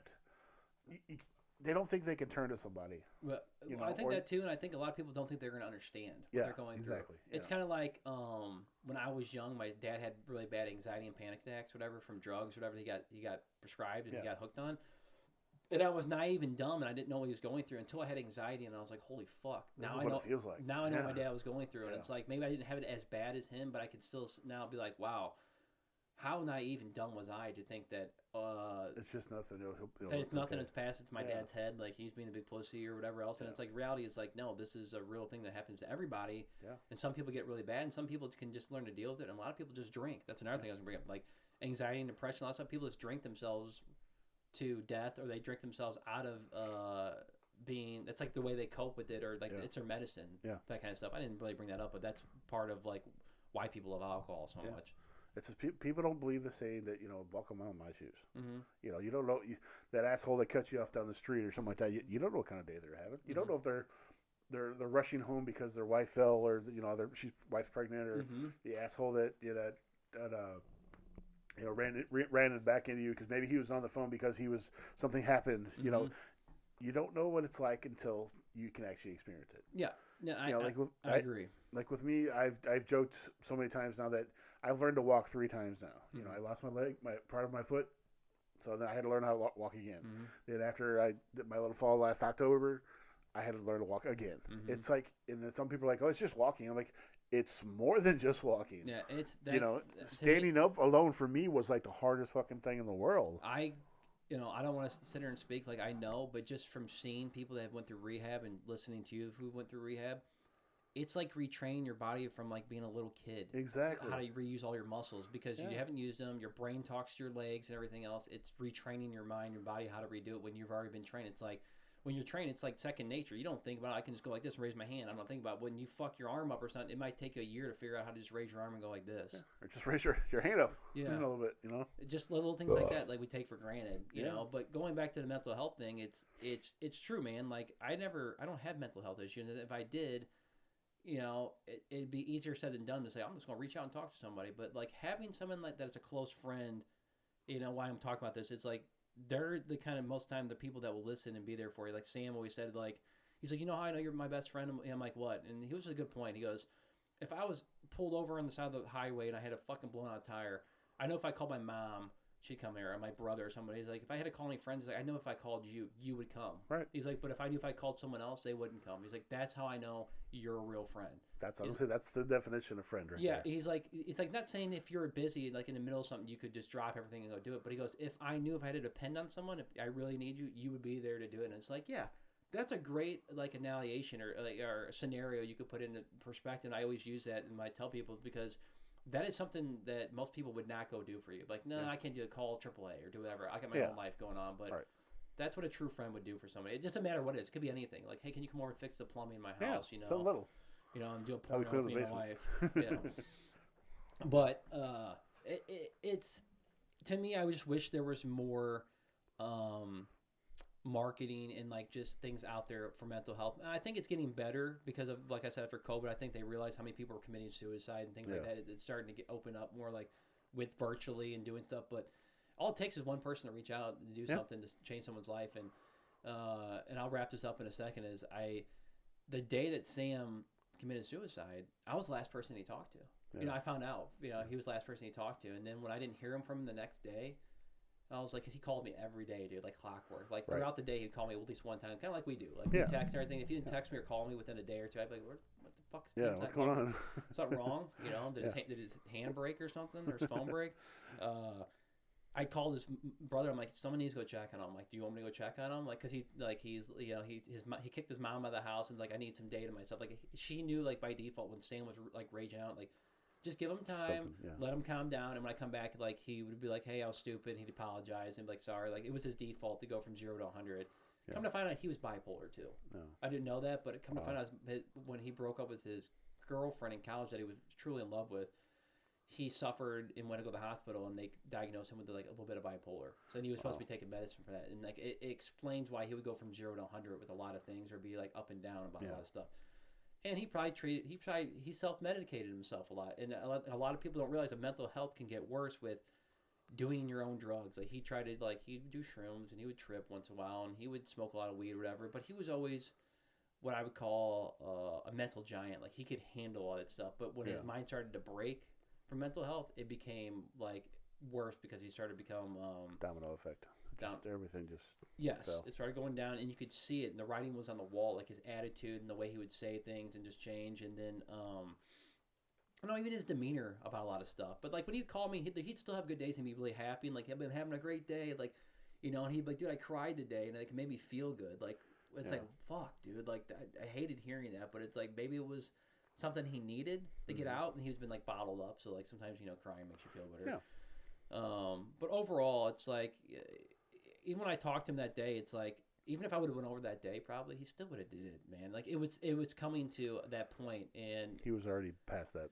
Yeah. Yeah, there was no point of no return, pretty much. And I'm sure, obviously, like after he did, he probably regrets it. And anybody that probably commits suicide that really probably regrets it. But it's just sad, like that I couldn't have saved him. You know, I've kind of put when I was going through the other part that talked about it, it's like I kind of put like that resentment on myself for a while, and I was like mad at myself that I didn't do more. You always think you can. You always think you can do more. You always do more afterwards. Yeah, it's like, why didn't I do this? I saw the writing, blah blah. But I never thought he was going to get there. That's the other thing. You never think someone's going to get there. But the problem is like, I should have been more proactive and reach out to somebody like his family, and like obviously his family should have reached out and did some other stuff. But I think we all were trying to like walk on eggshells to make sure like Sam didn't get to that point. Like no one thought he was to that point, right? So it's like hindsight's always 20/20 in those situations.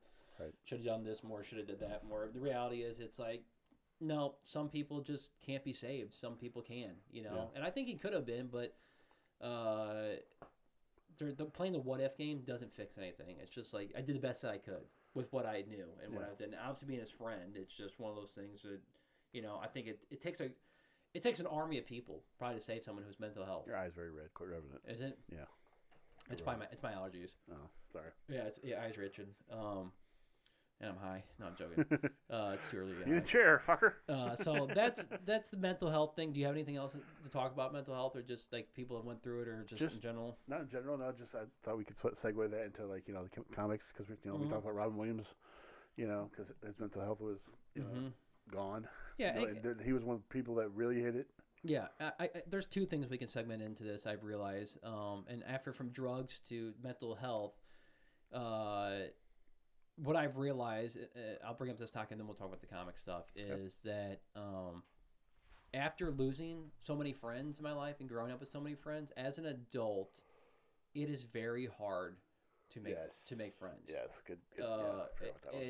And the reason why I feel like it's so hard is because there's just, your time is so limited as an adult that it's very hard to branch out and just go have time to start like making these new relationships and bonds with people. Now, if it happens organically through like a hobby or maybe something that you're into that you do, like maybe like a charity or like through work, something that you do and you see the same people over and over again, like it builds that way.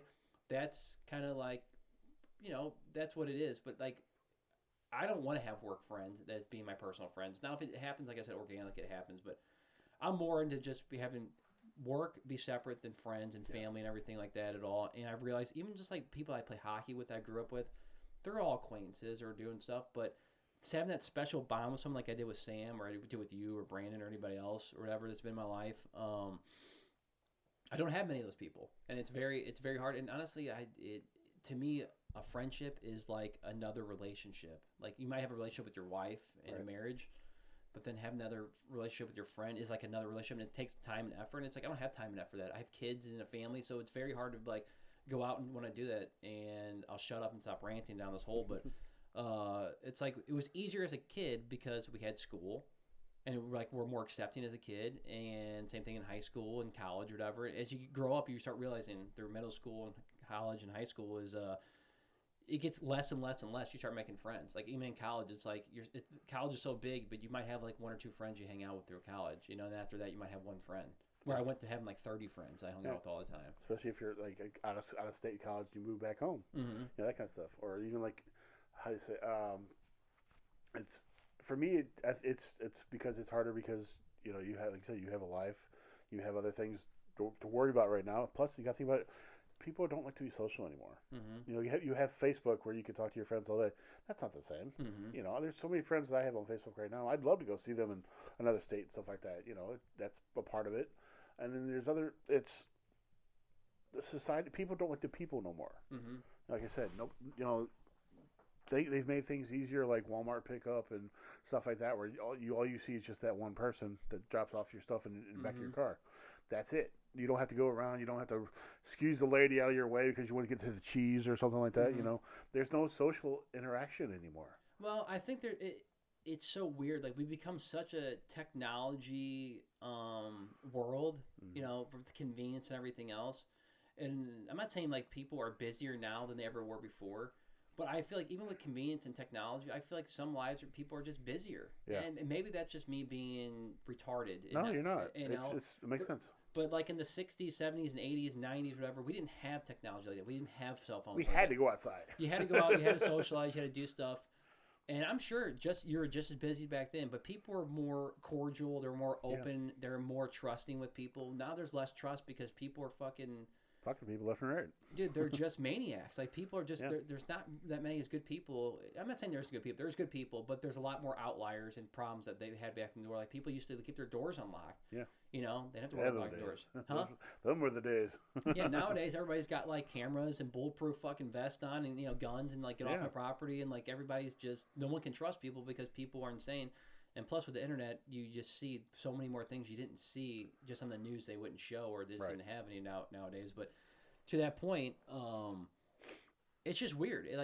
Making friends is very hard. And like my mom has told me this a couple times, and probably like even you or other people, it's like, well, maybe now having kids, you might make friends through activities like with your kids, and like you'll have like play dates with adults, and you might be organically through that. But the reality is, they'll still just be like, hey, those are Lincoln's friends from whatever. And I just talk to those adults because they're friends with Lincoln. And after that, I probably will never do anything with them again, you know, which is fine with me. Like, I've made peace with it, but I've realized too, it's like, there's times that I miss hanging out with friends, but then reality, it's like you're saying, like, people are so ingrained, like, with not dealing with people.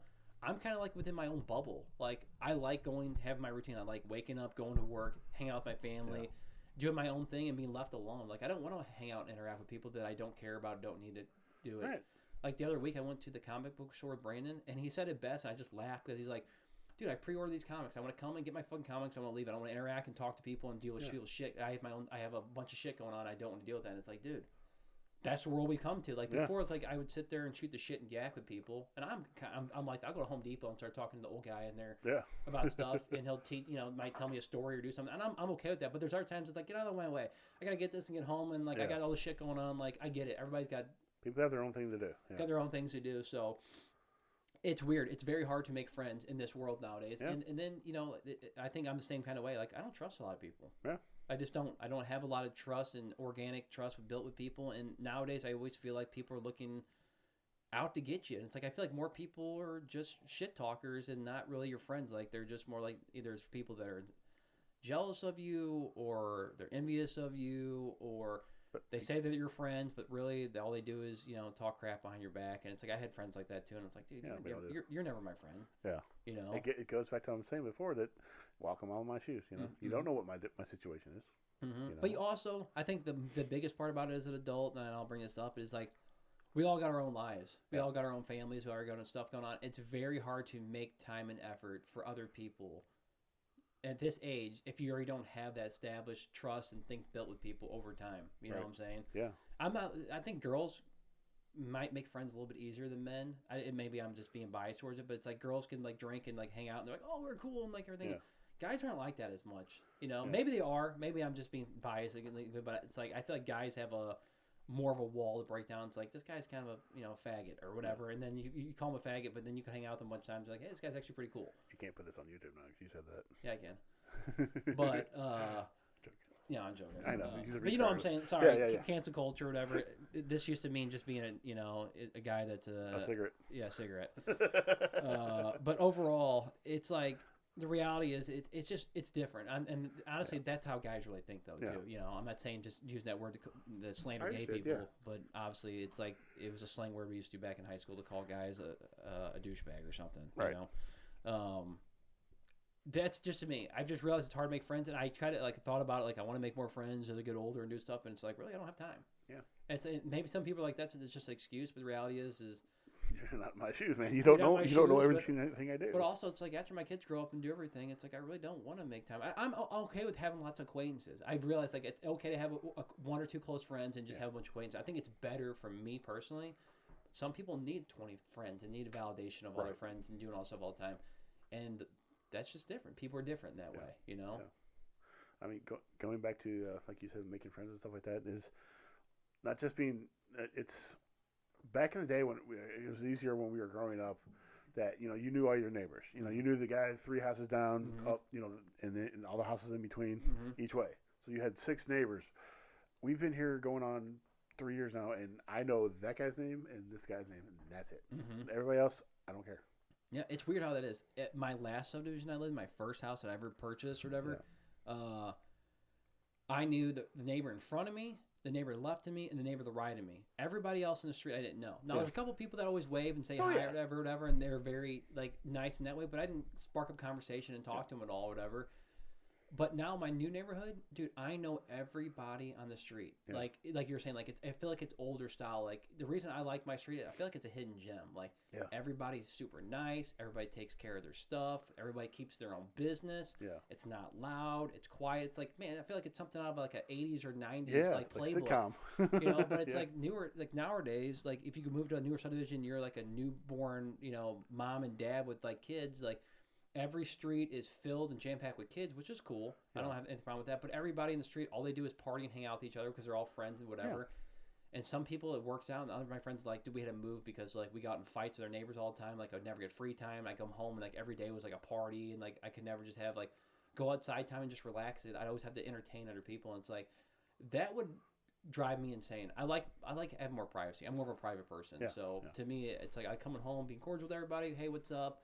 But at the same time, it's like, fuck off and leave me alone. Like, I want to hang out in my backyard like we were doing like at your house earlier, just chilling. I don't want to be bothered by people. Yeah. But I still like talking to them. I still like talking people up. I'm not like a recluse or like a creature in my basement where I don't want to talk or see anybody. It's just, I'll be cordial and like interaction when I want it and not when I don't want it. So like you were saying, like, I do have friends. I'm friendly with my neighbors, and they're more just neighbors. I don't really consider like they're like best friends or friends and people I hang out with all the time. Right.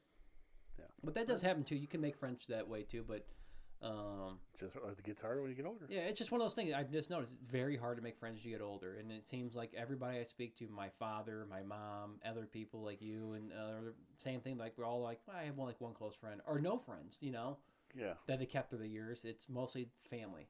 It's mostly family you hang out with, which is weird. How I went from like I don't want to hang out with my family to that's all I do is hang out with my family. Exactly. So full circle again. It goes full circle, like you were saying. But it's like like how many close friends do you have on top of your fan before we drop this out? I have 1 now, or 2 counting you.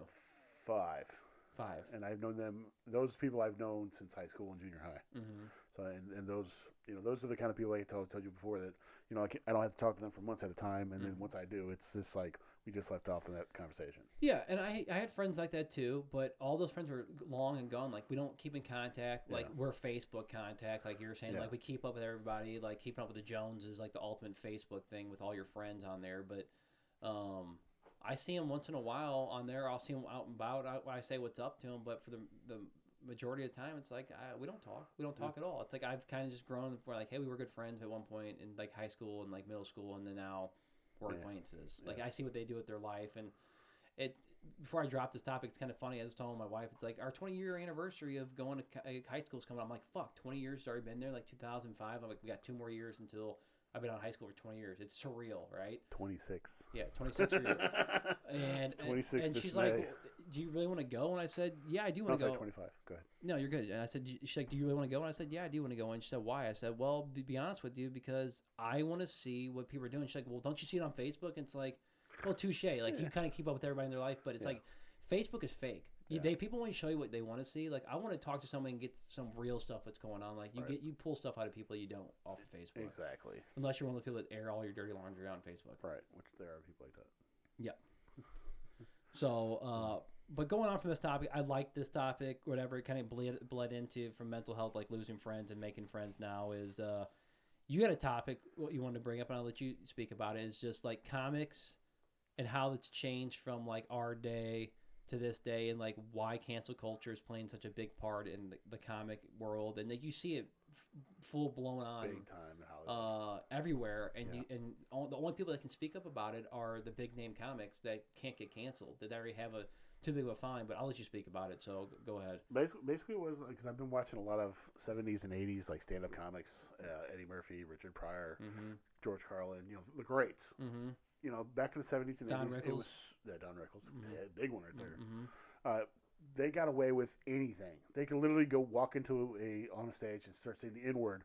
Everybody's gonna laugh at it. Mm-hmm. Or even like Mel Brooks making fun of Jewish people because he's Jewish, Mhm. and that's how his humor is. Nowadays, it's just like I can walk in here. You walk in a room and you just people look at you and they're like, ugh. And you say one word out of context or they didn't understand the context of it, then you're canceled. Mm-hmm. People like Dave Chappelle, who people are trying to cancel, but they can't because that's how he is. Mm-hmm. But then people like Carlin and Sam Kinison, even Rodney Dangerfield, who was never really a dirty comic, Mm-hmm. they wouldn't last now. They would be so canceled it's not even funny. Yep, I agree. People. Andrew Dice Clay, his biggest stick was talking very sexual, talking about girls' clits and stuff like that, and left and right. And nowadays, he's nothing like that. Mm-hmm. He's a total bore because he's afraid of. I think he's afraid of what he could say. Yeah. Well, sorry to interrupt No, you you're or fine. anything, but I think you're right. So it went from comics being a safe space that you could go to, listen to comic, and honestly, if you're going to a comedian show or comedy show and you're they're looking offended, fuck you, and I don't care what you think. Yes. Like, fuck off, pretty much at the end of the day, right? Like, I don't buy tickets to a comic or comedian to get offended To or not laugh. to not laugh. You're going there. These aren't these people's real thoughts. Yeah. They're there to entertain and make people laugh, and they make correlations between people with stereotypes or whatever it is, religion, sex, whatever. And they do it in a way where it's relatable and funny, where everybody can get the joke and laugh at it. Exactly. And sometimes it's very harsh, sometimes it's not. And sometimes they just pick people in the crowd to make fun of, and they bring up topics and stuff. I've seen a lot of comics nowadays where they'll someone will yell at a topic and they'll talk about it. They'll be Putin, and they'll be like, oh yeah, Putin and whatever, and He beat Putin. yeah, and they'll bring up a joke out of it and make something funny, and people laugh, and that's cool. Like that's like off the cuff, off the hip type of stuff where they can just dream up something funny and make something off of what's going on. But like you were saying back in the day, comedy was there for comedy. People needed an outlet to go laugh, get out of their house, listen to someone talk about something, and it's a very unique, very professional job that not many people can do. It's a very slim pickings. People could take a joke.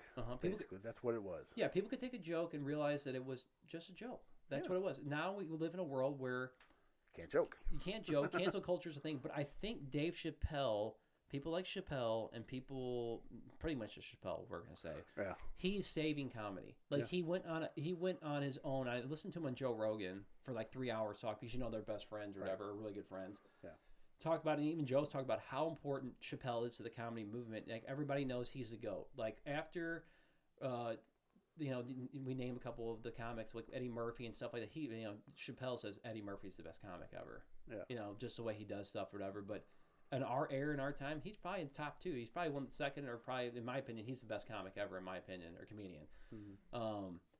He's going out on purpose to say things that are offensive and that are hot topics and buttons to push because he knows he can do it and he wants to get away with it, to show other comics that, hey, we can still do this. Like, there's people out here, the vast majority, the 99%, probably 99.9% of people that come out, they still want to hear this. And I'm not going to allow comedy to die because there's the 0.1% they're getting offended over people making a joke about transgenders, or people making a joke about black people or white people or whatever it is, right? Yeah. There should be no subject or no line in the sand that comics have to draw where they can't say something over the fear of losing their job or being canceled. Now, obviously, the smaller group of comics are making a name for themselves. Obviously, they can't do that. But I've realized that watching, I keep up with a lot of comedy stuff, like through Bill Burr and a bunch of other people I like watching, that people are starting to say the offensive stuff again. It's not just the same old shit like, oh, I'm going to beat around the bush and not talk about the subject because I'm not sure what's going to happen.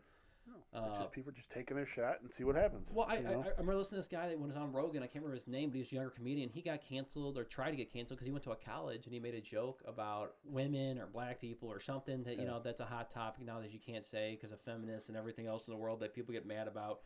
And there was a couple people in the back screaming and raging out, like trying to get him thrown off stage and stuff. And he ended up leaving because he was afraid of something was going to happen. Yeah.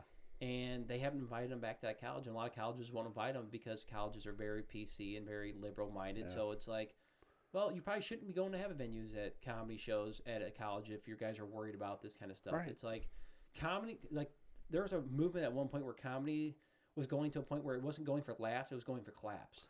Yeah. Like people would say stuff and people would clap, like, oh, this is great. Like, we're not here.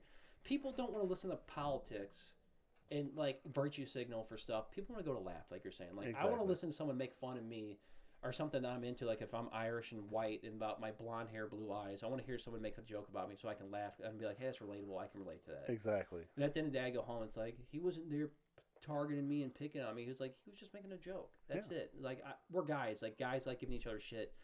I'm not saying women and men both don't do it, but I feel like it's more women than men that get offended. And I've seen it a lot, like on Facebook Reels or Instagram Reels or whatever, because I don't listen to TikTok because I'm an adult, so I use Instagram. So all those people that listen and use TikTok, I'm sorry. TikTok. But TikTok's for little kids. Exactly. And I don't have time to waste another 3 hours of my life on TikTok. So, right. And I want the Chinese government stealing my data. That too. The point I'm making is... a lot of times the comedians will show the outrage of people, like a clip or whatever, of someone in the crowd being upset because they made for a joke. Like, and there's a guy that made a disabled joke the other day, or about Helen Keller. Did I send that to you on Instagram? Yeah. And he was like making a joke, and she's like, I've been dealing with disabled people for 12 years. He's like, okay, great. Like, what the hell does that have to do with my Helen Keller joke? Like, she's deaf and blind. She wouldn't hear. If she was here, she wouldn't see it and hear it anyway. Exactly. And she got really offended and got up and leave. He's like, all right, let everybody know, like, she's leaving and it was my fault, whatever. He's like, she came to a comedy show to get offended. Yeah. He's like, you don't understand because you never, walked a day in my shoes and dealt with people. He's like, listen, lady, it's a joke. Like, I don't really mean this stuff. He's like, there's the door. Get the F out of here that if you're going to get offended over that kind of stuff. And to me, those are the wrong people that should be not going to comedy shows. Like, I those think should never even step foot in your comedy club. Yeah. That's comedy. Comedy's joke. Yeah. It's like when Chappelle did that transgender joke, and he's like, I got a lot of friends who are transgender or whatever. He's like, obviously this is just a joke, right? And there were people at Netflix protesting, like they're like, oh, there's so many people protesting at Netflix that want them canceled, want them out of here, and they come to find out it was 2 or 3 people out of the whole company that were doing it. Right. And when he went to Netflix and he actually sat down in a conference room with some of these people. They never said a fucking word to him, not a lick of word. He's like, hey, that same person was in that show or that conference room, but then they're outside protesting me later, and then Netflix gave me the green light and did it because it's whatever. Then you got the people that are really big, and the critics nowadays are just a joke, like on Netflix, like Rotten Tomatoes and all this stuff. And they're like, they gave him like a 0% for his.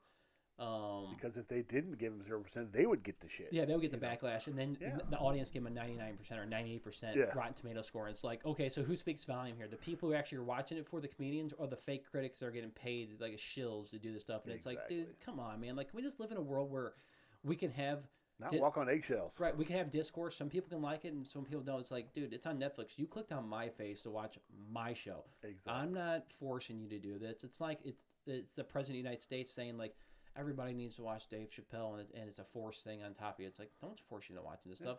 Guess what? I hate basketball. I don't watch basketball. Yeah.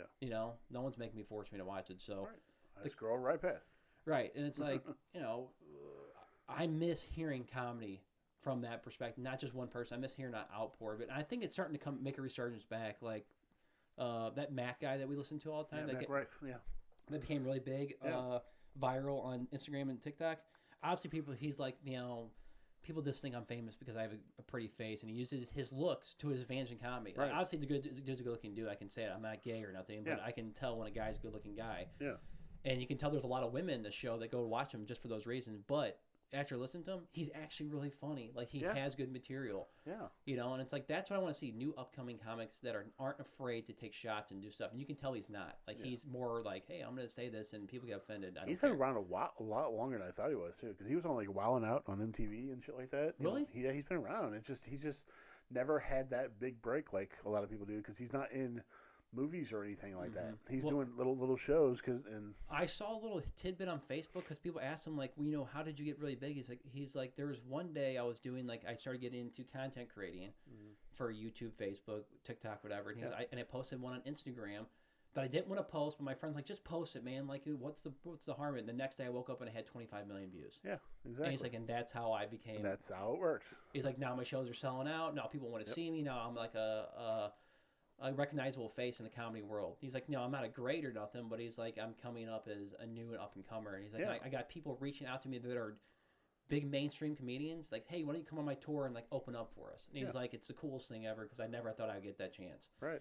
And that's all it is. Just people taking a chance. Power technology and social media used for a good reason, Yeah. not for some negative thing that everybody looks at, social media as nowadays. There's a lot more negatives probably than positives, but Yeah, of course, there always is. yeah, it's weird, dude. I was never big in the comedy, but like when I was younger, Brandon and Sam got me into Saturday Night Live and some stuff, and it's like I really appreciate.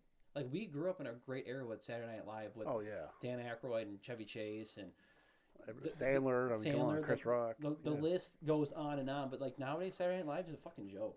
Dude, I can't even watch it anymore. It's so bad, isn't it? Like it's like you can tell who are the screenwriters or who writes the material is so out of touch with what's going on, like what kind of comedy people want to see or hear. They are trying to make a comeback a little bit with Michael Chi and the other guy, who, the Daily Update. The white and black dude when they do the funny, when they write their own jokes, or their jokes for the other guy. I think those are great, and that was. I don't know if they got in trouble or if it's just a one-time thing or whatever. But whenever I see the Weekend Update stuff like that, I want to watch it. That's the only thing I want to watch because everything else is like, it's like that's I maybe it's just because I'm getting older. Maybe it's just I grew up in a different era of comedy, but it's not funny anymore or as funny anymore. Well, it's the same thing we get with everything. Comics are afraid of getting canceled. Saturday Night Live's afraid of getting canceled and getting upset because we offended the wrong group or they're on network though. That's the problem too. They can't really get away with much something that's like HBO or anybody like that. Right, too. but for 5 years straight, when all they did was make Trump jokes and like Bush jokes or whatever else, it's like I don't want to listen to Saturday Night Live make Trump jokes every single time I go on there. Like, and I'm not saying that some of the jokes aren't funny; they were, but it's like, okay, can we get a new shtick or a new thing? Like they knew that worked, and so they stuck with it until they dug it in the ground.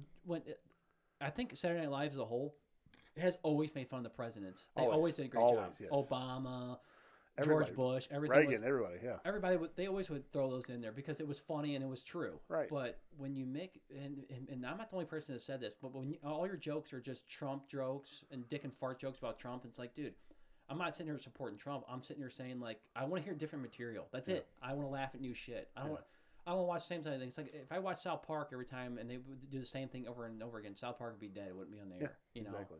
People like seeing new material, new stuff. Just like with movies, guess what? I know this is a big surprise for a lot of people. Guess what? Spoiler.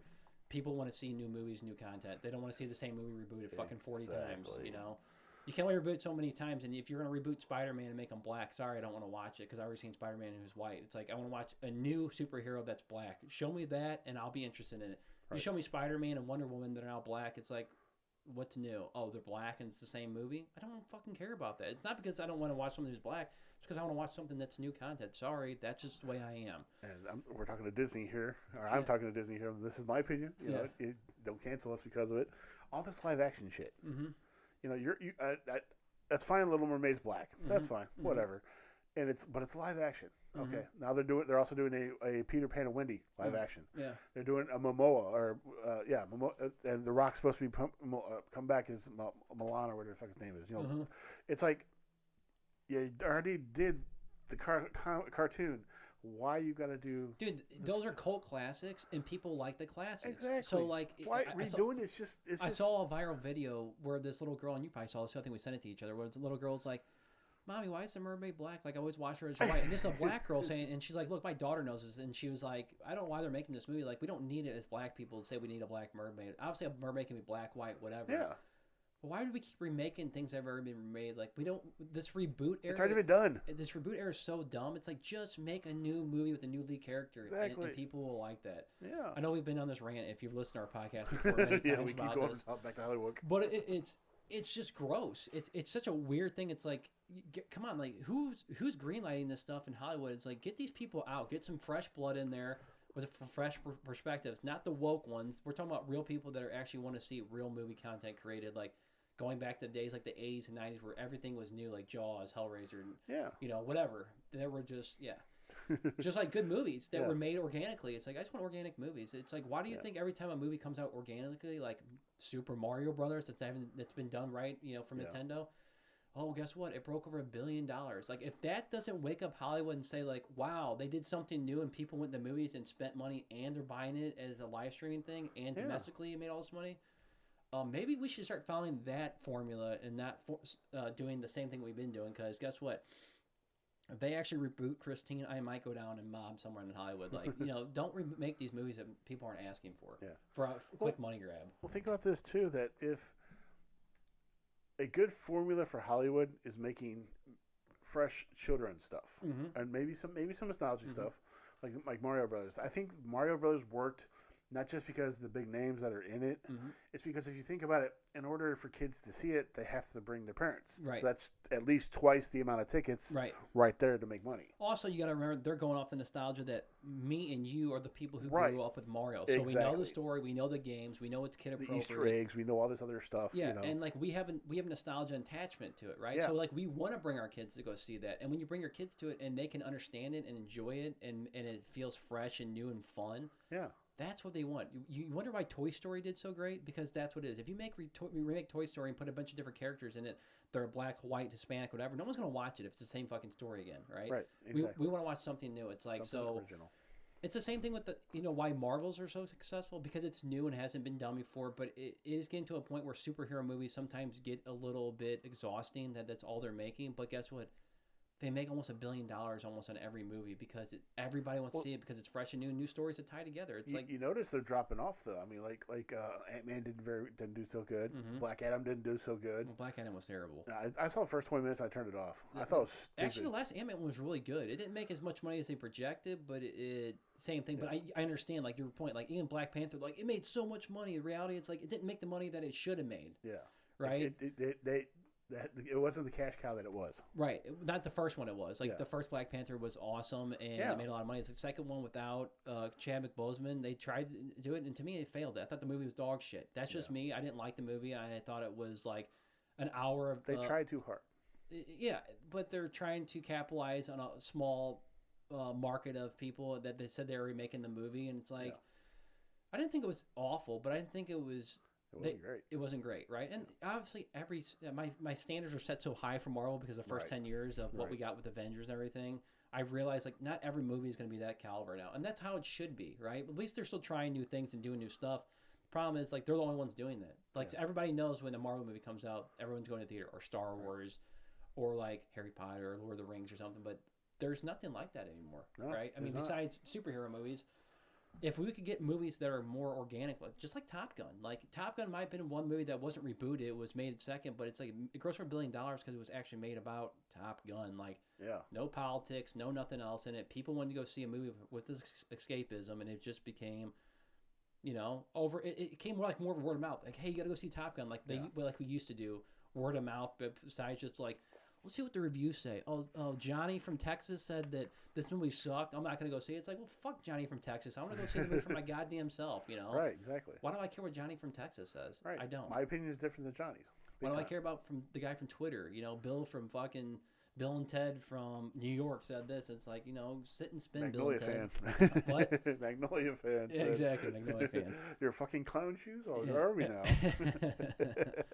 We always got to bring Kevin Smith. Yeah. I'll bring him up. So to get off our rant about that kind of stuff, we kind of just went down this rabbit hole. But, as always. Yeah. I got a couple more funny topics, or not funny topics, but just topics I wanted to bring up was I'm going to save yours for last because I want to bring that up because I think, all right, you want to go in that now? Which one is it? The tattoo one. No, we do that last. We'll do it last because I think there's a lot of good stuff we can talk about that. I read and watched actually a YouTube video. I read an article and then I watched the videos that someone had read off this article or whatever. That's how I got down this rabbit hole. Was this guy said, and I think it stemmed back from like a couple years ago where Joe Rogan was talking about it. Are video games addicting more than they were when we were kids? And do they make you intelligent or do they make you retarded? Like you're dumb, you're right? Not retarded. Sorry for all the retards out there. Does it make you more like We know a couple. Yeah, making less intelligent, My right? my mom don't do this. And honestly, retarded is not insult to. Anyway, go ahead. Yeah, Just so- keep going. So my take, and dude, I'm long winded, so I keep talking about all this stuff because it's my podcast, my topic. Yeah, just so do fuck it. you. Are video games addicting? Now, to my point, yes, they can be addicting because they're fun. Yeah. And you get some people get a very high, like a high, like you do anything off anything else. There's endorphin high, and there's maybe nostalgia attachment to it, and there's excitement and fun because it might be new and exciting to you. So yes, they can be addicting in that way. But the way they're portraying it in the article I read is addicting to a point where it's like a drug, which I think that can be true. But I also think people need to put into perspective. A lot of times, this is just a hobby, and this is their people's hobby. So, like anything, you can do too much of a hobby, and it can be a danger. It's like reading a book. You want to know what's happened next. Yes. You get so far in a level, and then you beat that level, and it's just like going to the next chapter or the next page. Yeah. It's just really hard to put down at times. Yes. I think what they mean by it is in this newer age of games. Obviously, I grew up, and I always use it as a example is Counter-Strike. I lived and breathed Counter-Strike for over 20 years, right? Still do. Yeah, and at one point I bring it up again. I was semi-pro for a little while playing the game or whatever, and it doesn't mean I was professional, but I played it to enough where I was at a high level where I got paid and I get sponsors and some stuff, whatever. It was very short-lived. Yeah. But this was in time and day before we had Twitch and before we had social media and all the stuff we had. And it was kind of more underground. Now it's more mainstream and more looked at as accepting thing as we It's a grow. normal day-to-day thing for everybody. And what they mean by addicting is these kids will choose going over, going to school and doing stuff. Now, it can be addicting in a problem. If you make it a problem like that, I can see their point. Like kids having problems where they don't do anything besides live and breathe this video game. But if they're doing it to a point where they want to do this as a career path or whatever, I don't see it as a problem because there's so many worse things in the world that kids can do. So it's a double-edged sword. Yes, do I think they can be addicting? Yes, but also do I think you can do it like anything. As long as it's in moderation, but you're having fun and it's not a problem, you're making a life problem, it's not a big deal. If you don't choose it over watching your kids or something like that, that's cool. That's fine. Yes. But then there are people that actually do that, or they try to incorporate their kids, but at the same time they're their kids are running around rambunctious, wrecking the house. Yes. You're pissing off one of the parents, Yeah, or something happens. If you're not going to school and you're flunking out of school, or you're not going to your work because you want to sit around and play game and you're playing World of Warcraft all day, like some of these guys do that play 24 hours a day, 7 days a week, or whatever. And I don't have a problem with people who play World of Warcraft, but I know people personally that it made them. It sucked their life away because they were they're so invested in the game that everything else became like a blur to them. And obviously, but they're having fun enjoying it. At the same time, you got to look at it from that perspective. But it kind of changed their way that they did things in life. Like they were so siloed into this world that that's all they cared about and all they knew. So that to me is unhealthy, and that's the point I think they were making. Can it be like that? Now, I also think it's because a lot of these kids nowadays, you see on viral videos, like kids raging out when their parents take them off the video games or whatever. Oh, and they yeah. throw these huge rage fits and stuff. And it's like, well, that's just a kid being a kid. But also, I think there is some people that do have addiction problems to it.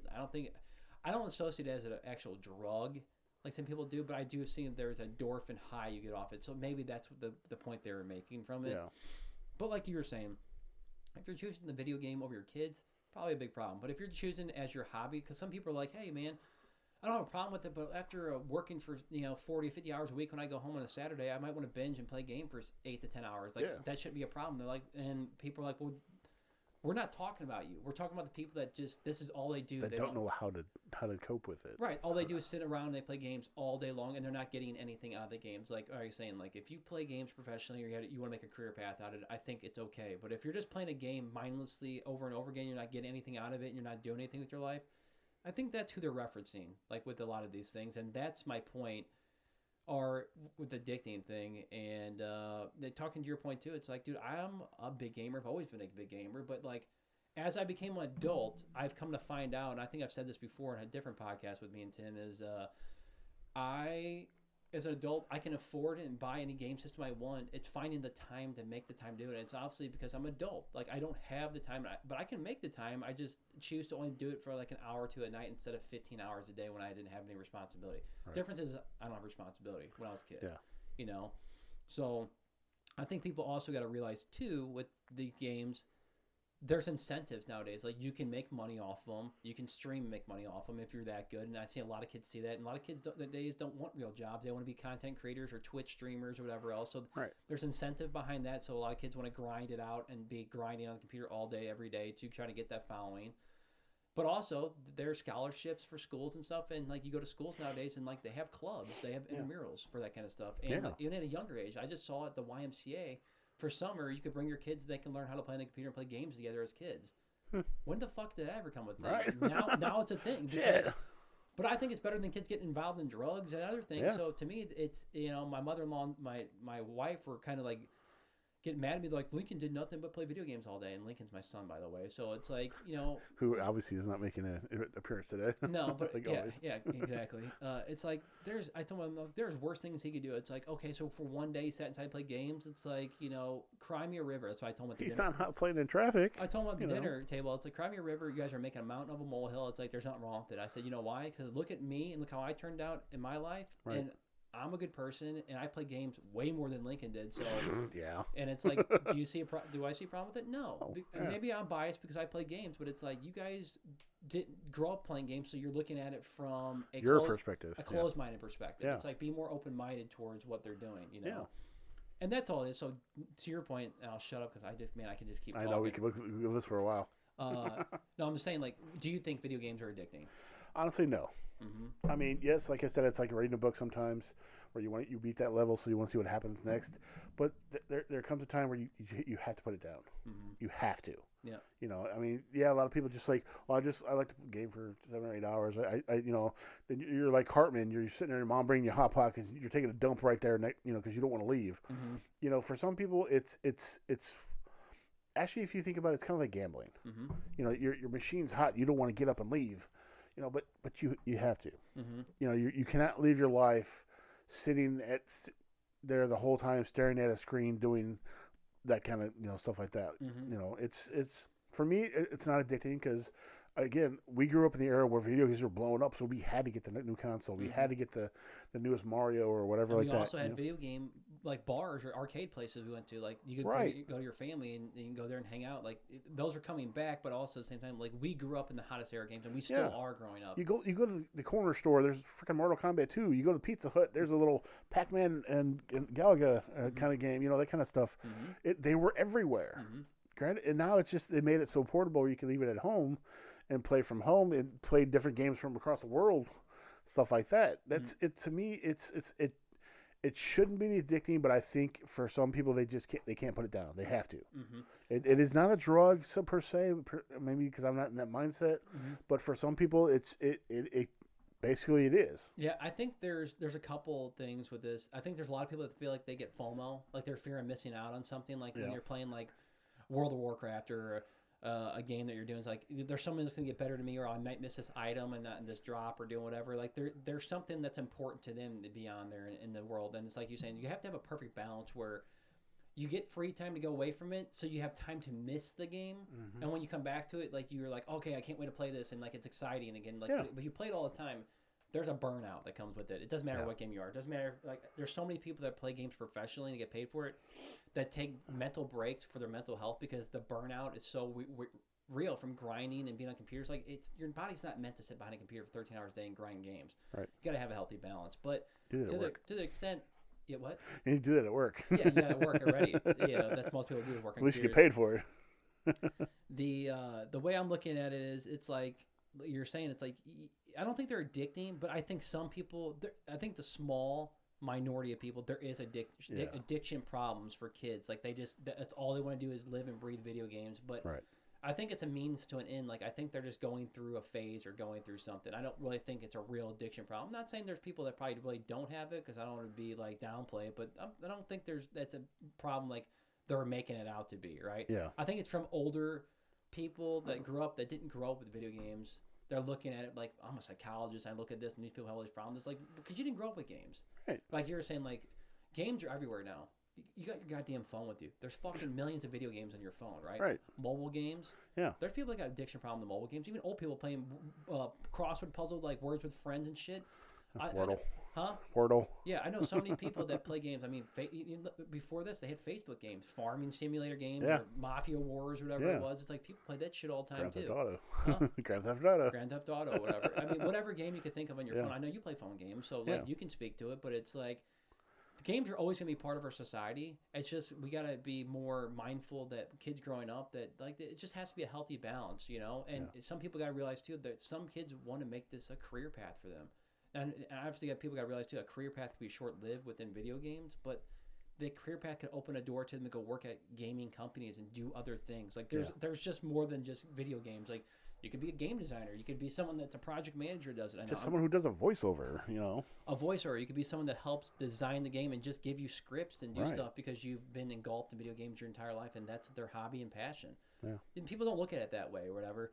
So I guess going off this topic and going into my next one, that from the video games are addicting, that kind of ties into this is, do the video games make you intelligent or do they make you dumb? And I think it's a double-edged sword too in this situation, but I think it makes you more intelligent than dumb. And here's why I'll say that is because when you play games mindlessly as a kid, some of these games, they didn't do anything to improve your mental intelligence. But now as we've gotten older, the games are so much more intuitive. You have, like, for example, if you're playing a first-person shooter game, right, and there's so much stuff that's moving and going on, it improves, they've improving this now to do a test, your dexterity, your hand-eye coordination, your intelligence to think, like, about, like, hey, if I do this, this is what's going to happen or whatever. Like, you think things, that scenarios ahead, just like you would in a sport or something. Yeah. You think about it, too, when it's competitive.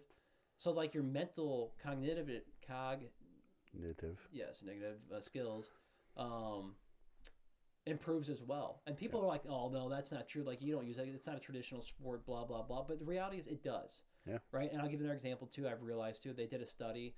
People who play puzzle-type games, for example, Zelda, which is probably my favorite game of all time, playing the Zelda series, the games that make you think and, like, you don't have anything that you have to figure out how to use this item to figure out this puzzle to beat this level or this dungeon or whatever, that improves problem-solving skills, right? Yeah. Figure out problem-solving. So people like me who work in the IT field, I'm very good at troubleshooting problem-solving stuff. So when it comes up, I can do process elimination in my head without talking about it, even if I've never seen the scenario before, and figure out most of the time without even looking at a document or getting help from someone because of skill sets I learned from playing video games. Now, that might sound dumb to some people, but the reality is that's what it is. Yeah. And it might be biased or not, but I think they make you more intelligent. But there is games out there, obviously, that aren't going to make you smarter, but I think those are older games, right? I think maybe the newer games, maybe not all newer games, but no, what do you think? I'll just shut up about it. But what do you think? Honestly, they do make you more intelligent. And I'm in physical therapy and occupational therapy, and we've played Wii games. Mm-hmm. You know, some of the older folks who don't know how to play video games are actually playing Wii bowling or Wii golf. You know, some of them kick my ass in it. Yep. You know, they've never played it before, and it takes that hand-eye coordination. It takes the motion of how they move their arms and stuff like that. It's a smart tool. Yeah, but intelligent-wise, it's for some people, yes, it's good for troubleshooting or, like you said, with problem solving and stuff like that. But other people, they don't see it because they don't get it. You know, there's always going to be that negative Nancy who's going to piss on your parade about no matter what you're going to say or what it is. But it's just people don't know because they don't try it, or they hear things from other people and they take their influence so they not to do it, kind of thing. Or even people say, like I said, people say this video games are just for kids. No, they're not. They're for anybody and everybody. Yeah. Video games can do so much for you. Yeah, you get some of the games like Mortal Kombat where it's, you know, you're killing people and ripping them in half and stuff like that.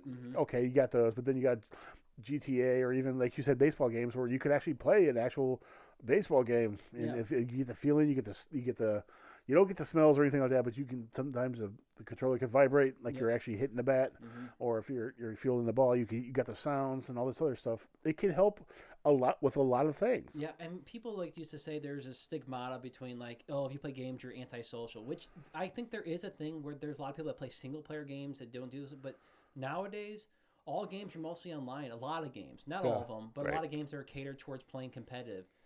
All you can do is the whole time you have to be social and vocal and be very communicative in the game to be, because it's a team played game, Right. and which builds people's confidence of being more social and doing stuff. They're not socially awkward people like people like to assume. Now maybe they go out in public and they might be a little bit more shy, but if you talk them up, they're just normal people and Right. they're social. Like I think it's the old taboo mindset. You play games, you're a basement dwelling, douchebag or whatever. Like, you're not going to do anything. You live in your mom and dad's basement. It's like that old stereotype is gone. Yeah. Because now it's like the in thing to cool. Like I said before, it's like in thing to be cool and be like a nerd. Yeah. Where I've always been a nerd or whatever, and like, I didn't hide it, but also I didn't I didn't go out and like tell everybody like, hey, I'm a nerd. Like I was just me. You're just you. Yeah. That was just it. Like I didn't have to go out and like. It's like people that like wear Bob Marley clothes. I've always said like they let people let them know that they smoke weed and do stuff. It's like I didn't need to let people know that I did that. Like it's a Right. stereotype. That's like a little kid thing that people do. Right. I'm not a Rasta, Exactly. Rastafari or Yeah. was it Pastafarian? Yeah, exactly. Go ahead. I was gonna say intelligent wise or stuff like that. There are games that actually they have like those mind games kind of thing where they give you like a math problem and you Yep. got to solve it in a certain amount of time. Yep. Or even for me, this sounds really stupid. It's I think it's called Sudoku Killer, Mm-hmm. something like that, where it gives you instead of you know how you do the normal Sudokus, got Mhm. 1 through 9, and you got to put them in certain spots, right? Yep. Well, this one it's math problems. You have to. The block has to equal 7. The 3 blocks have to equal 17. Mm-hmm. So you have to guess: is it 871? Is it 92? What? Some kind of combination of numbers to make that block. Mm-hmm. I make it a point for me in the morning time when I first get up to play it because it wakes my brain up. Mm-hmm. It's like the equivalent of doing like a crossword puzzle in the newspaper, Mhm. like what they used to back in the day, and some of them still do. Mm-hmm. It wakes me up. It makes me alert. It Mhm. makes me. I'm not gonna say it's a routine thing, which it is, but it's a thing that just it gets me going. It wakes up my brain to say, hey, today's the day. We got to do this. We got to do that. Mm-hmm. And instead of just being groggy, hungover kind of feeling in the morning time. Mm-hmm. If I don't play my Sudoku, I have a little shit fit because I'm like, oh man, I'm not gonna do anything right today, and and then that's my mindset goes downhill for that. There's truth behind that, and the talk about that is there was a study done for people that play games, like mind thinking games, like you're talking about, or even like strategy type games. The people that have like Alzheimer's that runs in their family, or strokes, or strokes, or anything else. I see it all the time at OT.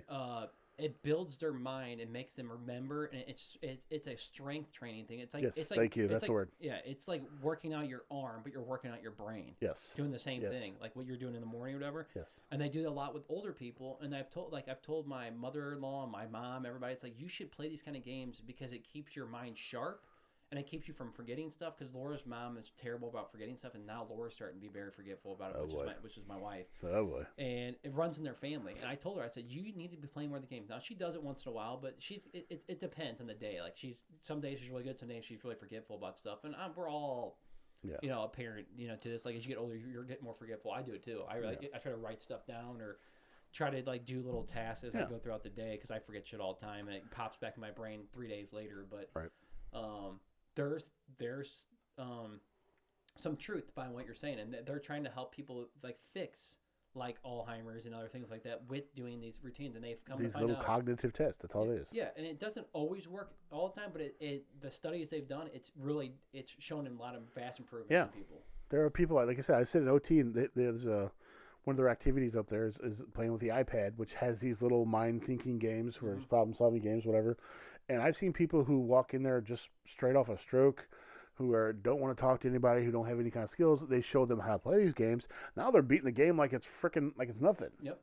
It's very cool. And even people who don't have those kind of issues, like for me, I'm doing so well in OT where they're literally asking me what do I want to do, and I've conquered everything already. Where we come up with our own little like therapy tests for me and stuff like that. I started doing the cognitive test just for the hell of it to see if I could still do it.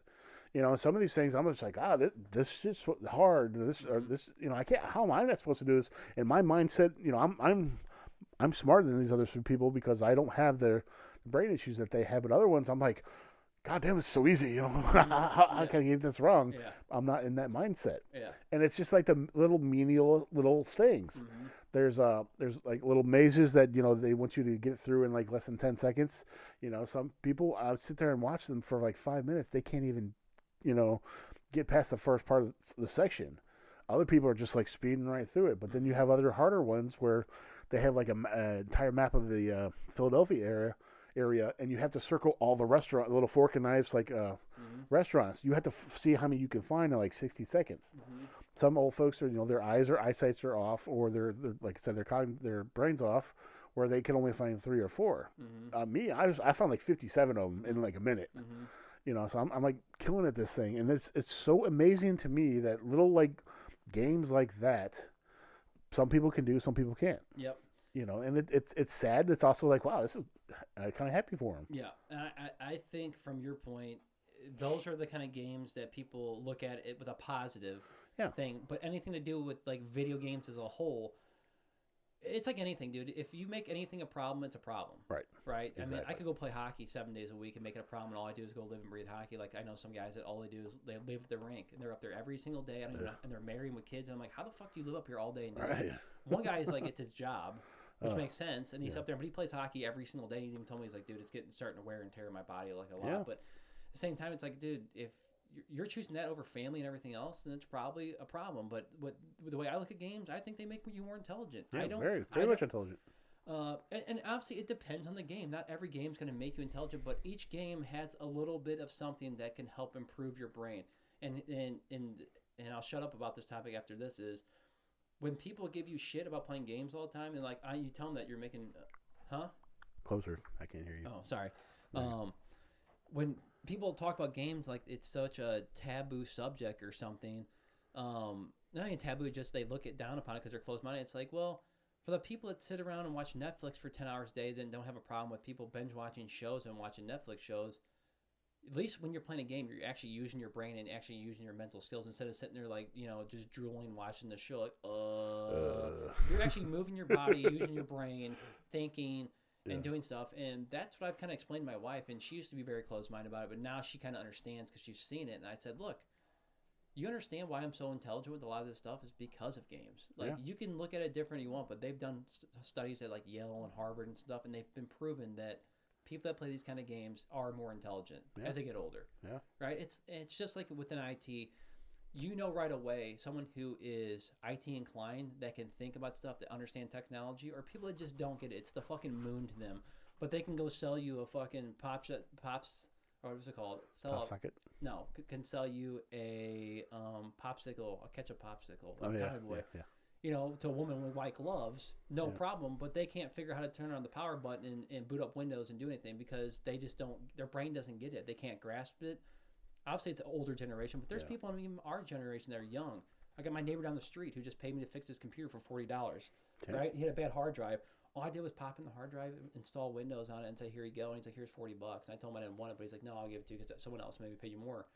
It's like, dude, I could teach you to do this. And he goes, I don't want to. And he's like, I don't. He's like, I just don't understand this stuff. And it's like, but you work on your computer for a living, right? And he's like, yeah. It's like, hello. Well, it's like, okay. It's like, well, if your car breaks, would you? If I taught you how to fix your car, would you want to do that so you don't have to pay money for it? Yeah. It's like, it's just some people just don't care, or they they don't have the skill set to do it. Which I don't try to hate anybody about it, but it's like playing games is a skill set too. Yeah. It really is. Like my wife can pick up and play. Like this is really cool, and we'll move on to the next thing is. My wife is now playing video games with Lincoln, and she's playing Super Mario Kart, which is the Super Nintendo one. I've showed you like Snapchats or whatever. Yeah. And I never asked her to play, but she's like, I always grew up with Super Nintendo. It's like she likes Super Nintendo because she always grew up and played with their cousins and her sister. So she goes in there without me knowing. I'll like walk by in the middle of the night and she's like just playing with Lincoln. I'm like laughing. Yeah. But she understands that and enjoys it because it's fun to her. But I said, but if I put down a different game, she's like, oh, I'm gonna get up and leave because I don't understand. Yeah, exactly. But that's how her mind goes. But to see that, it's like, okay, so you're not close-minded when it comes to playing this game, but it is this. It's like, see, there's a different level of understanding when it comes to these games. Like, you understand this because it's fun and enjoyable to you, but when you get to a different game, you might not understand it.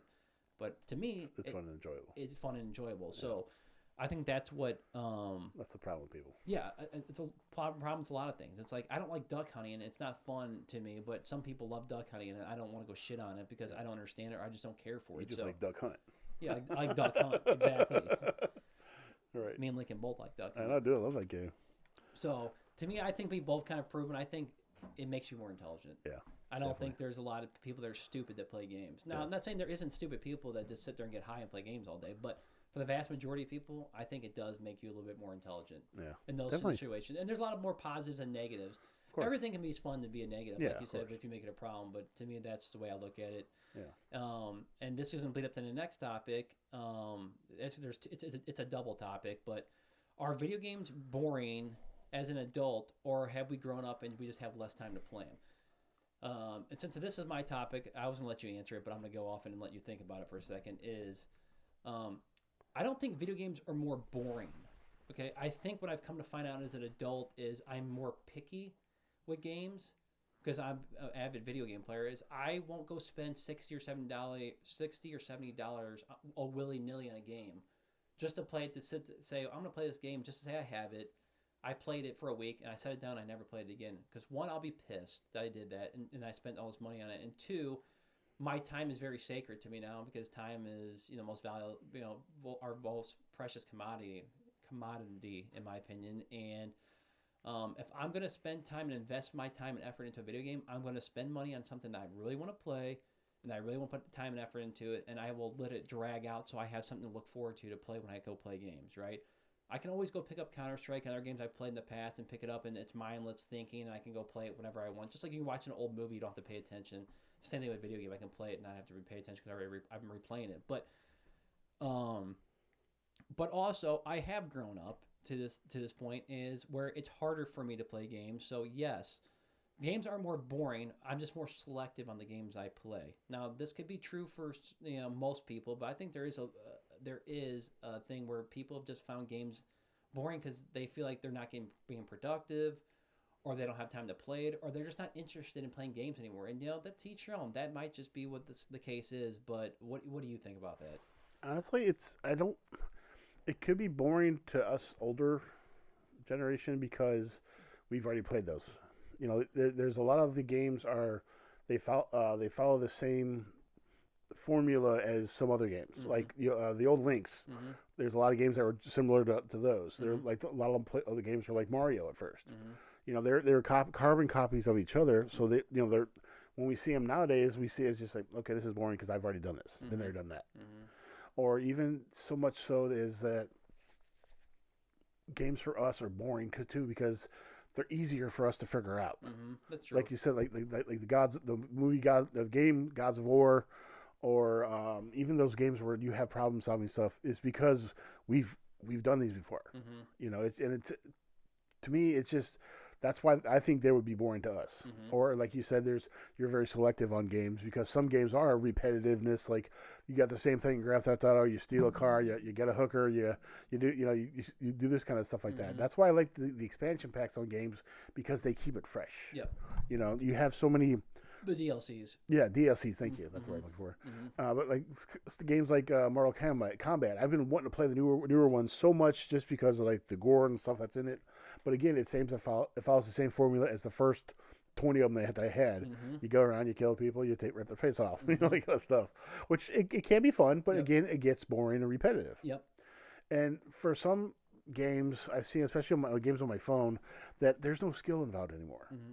You're literally like, there's one game I can't think of the top of my head what it's called, but you have this little avatar looking guy of you running an obstacle course, kind of like American Ninja, American Warrior. American Warrior, yeah, Ninja Warrior. Ninja Warrior competition, where you're thinking you're going to be doing all this kinds of weird shit on your phone to jump or to swim or anything like that. No, you're holding your finger down on the screen as he's doing the things for you.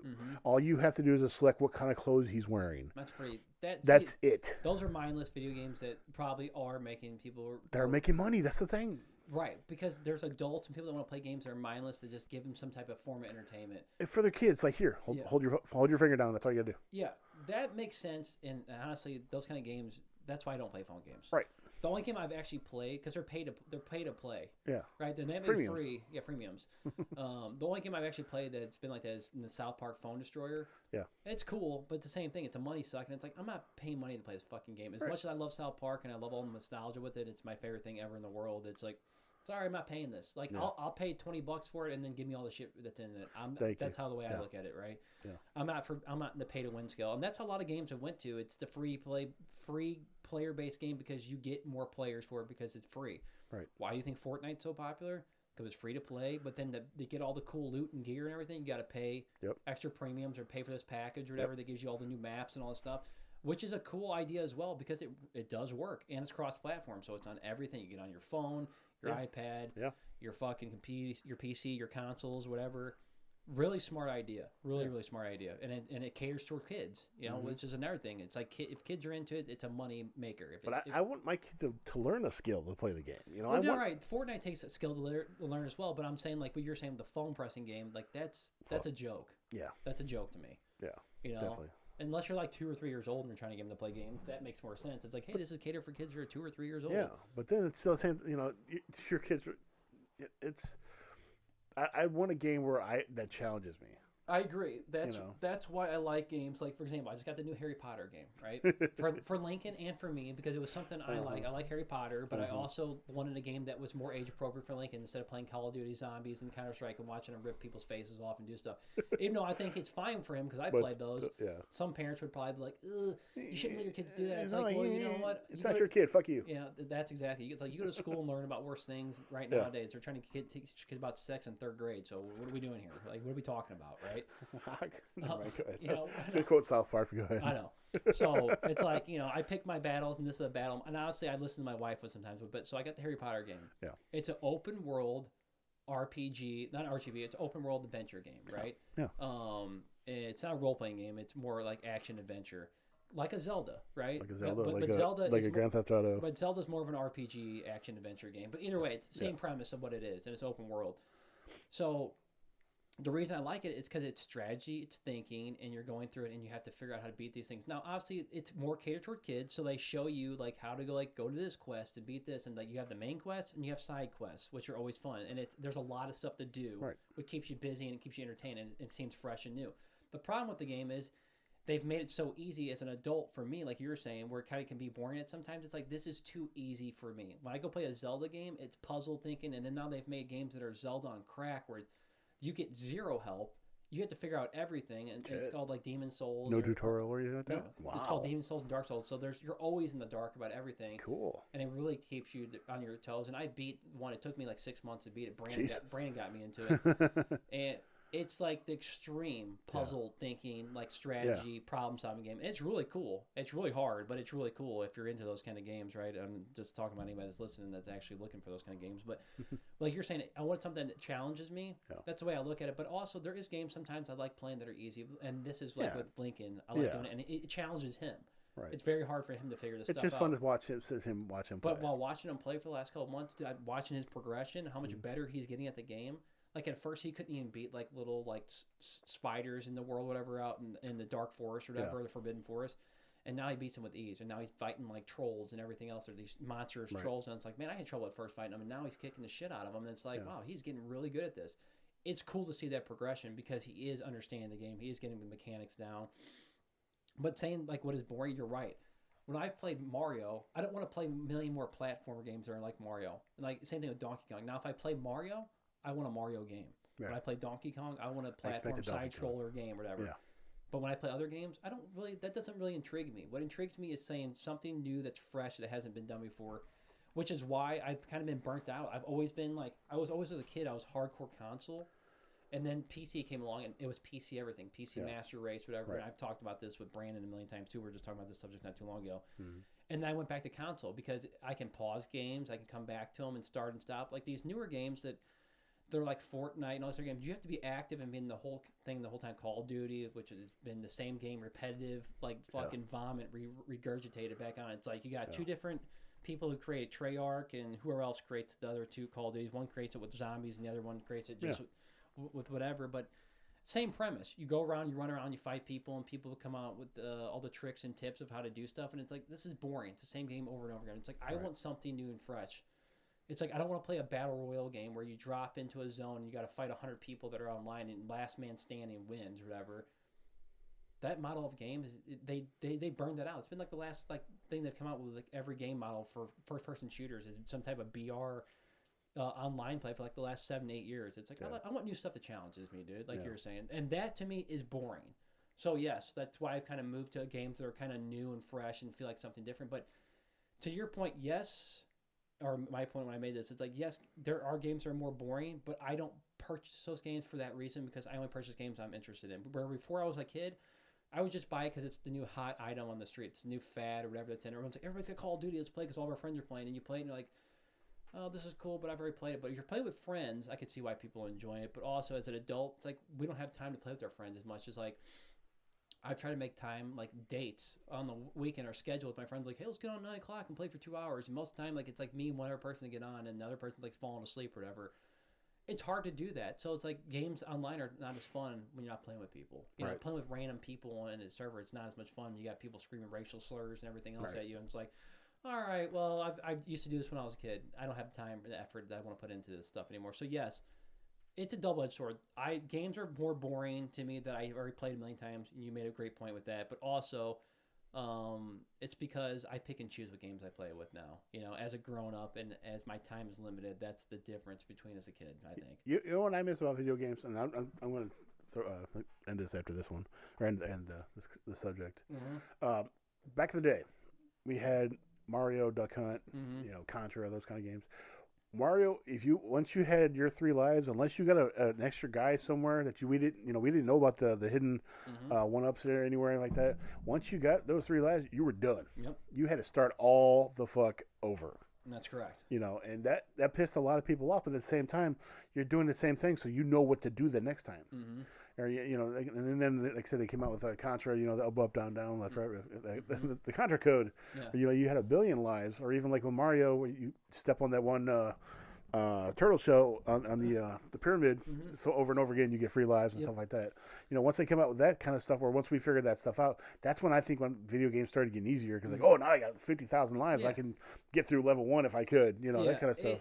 Playing any game on God mode's fun for about a half an hour, and then after it's like, okay, so now I can do this on God mode. It's not as it's fun. Not as fun. Yeah, it's not as fun. It's cool to explore it. Yeah. It's like playing, like you were saying earlier, playing Grand Theft Auto over and over again. It's like some people play the game for the actual gameplay and like play the quests and the side quests, and other people just play the game to pick up hookers and drive around and kill cops and do stuff. Yeah. And that's the fun of the game. That's the option. But once you've played one of those, it's the same thing over and over again, right? Either you really enjoy that. It's like I like putting to that point when games become boring, if I played it before, after I beat it and I come back to it, I like putting a game down for like 5 years and picking it back up like I have now with a lot of older games. And it feels fresh. And it's like, man, I forgot about all this stuff, like playing all this stuff like an old Nintendo I'm doing with Lincoln right now.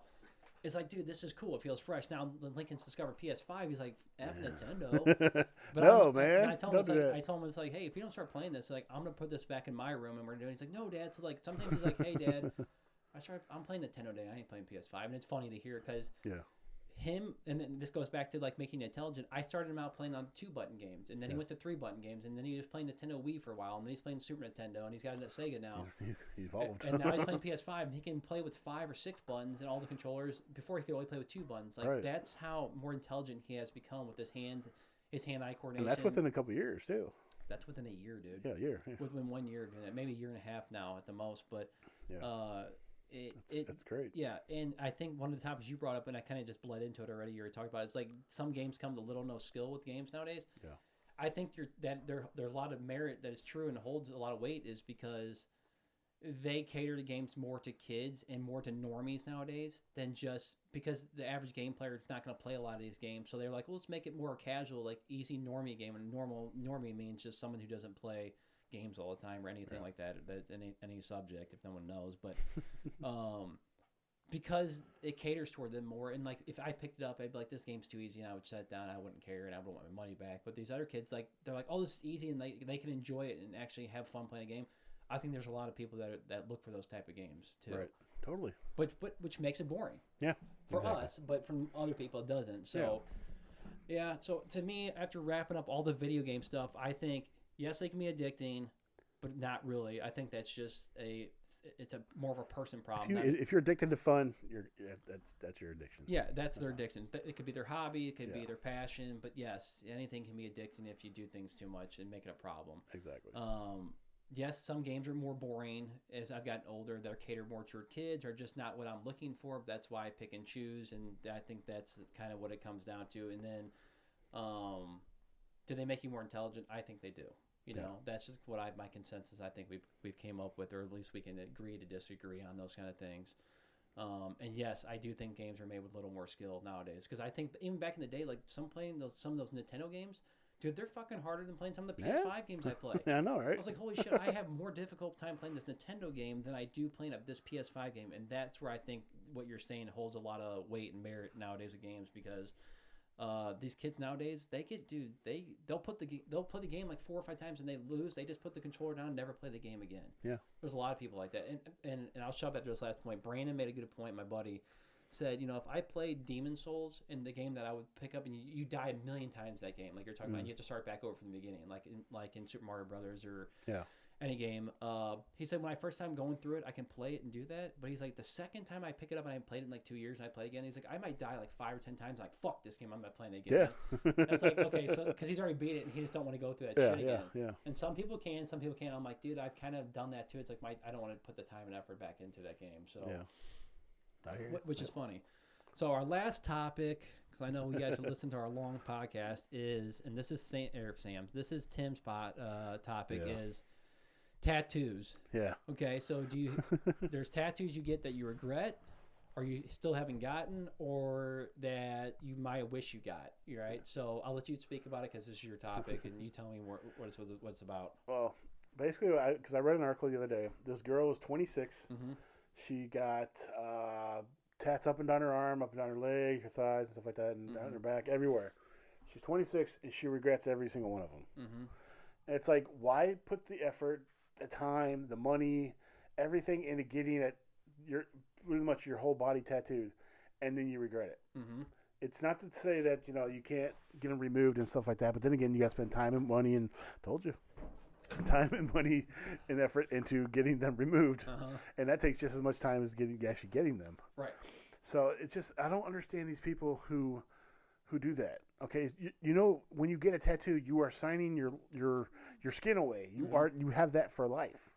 You may get it removed, but you're still gonna have that scar. Mm-hmm. So you're gonna have I have a giant Michael Myers one, half sleeve almost, and if I get that removed, I'm gonna have a giant scar of Michael Myers on my face as opposed to a tattoo. Yeah, just to interrupt you real quick and before you keep going, is I thought they did like laser ones now where it doesn't have scars in it.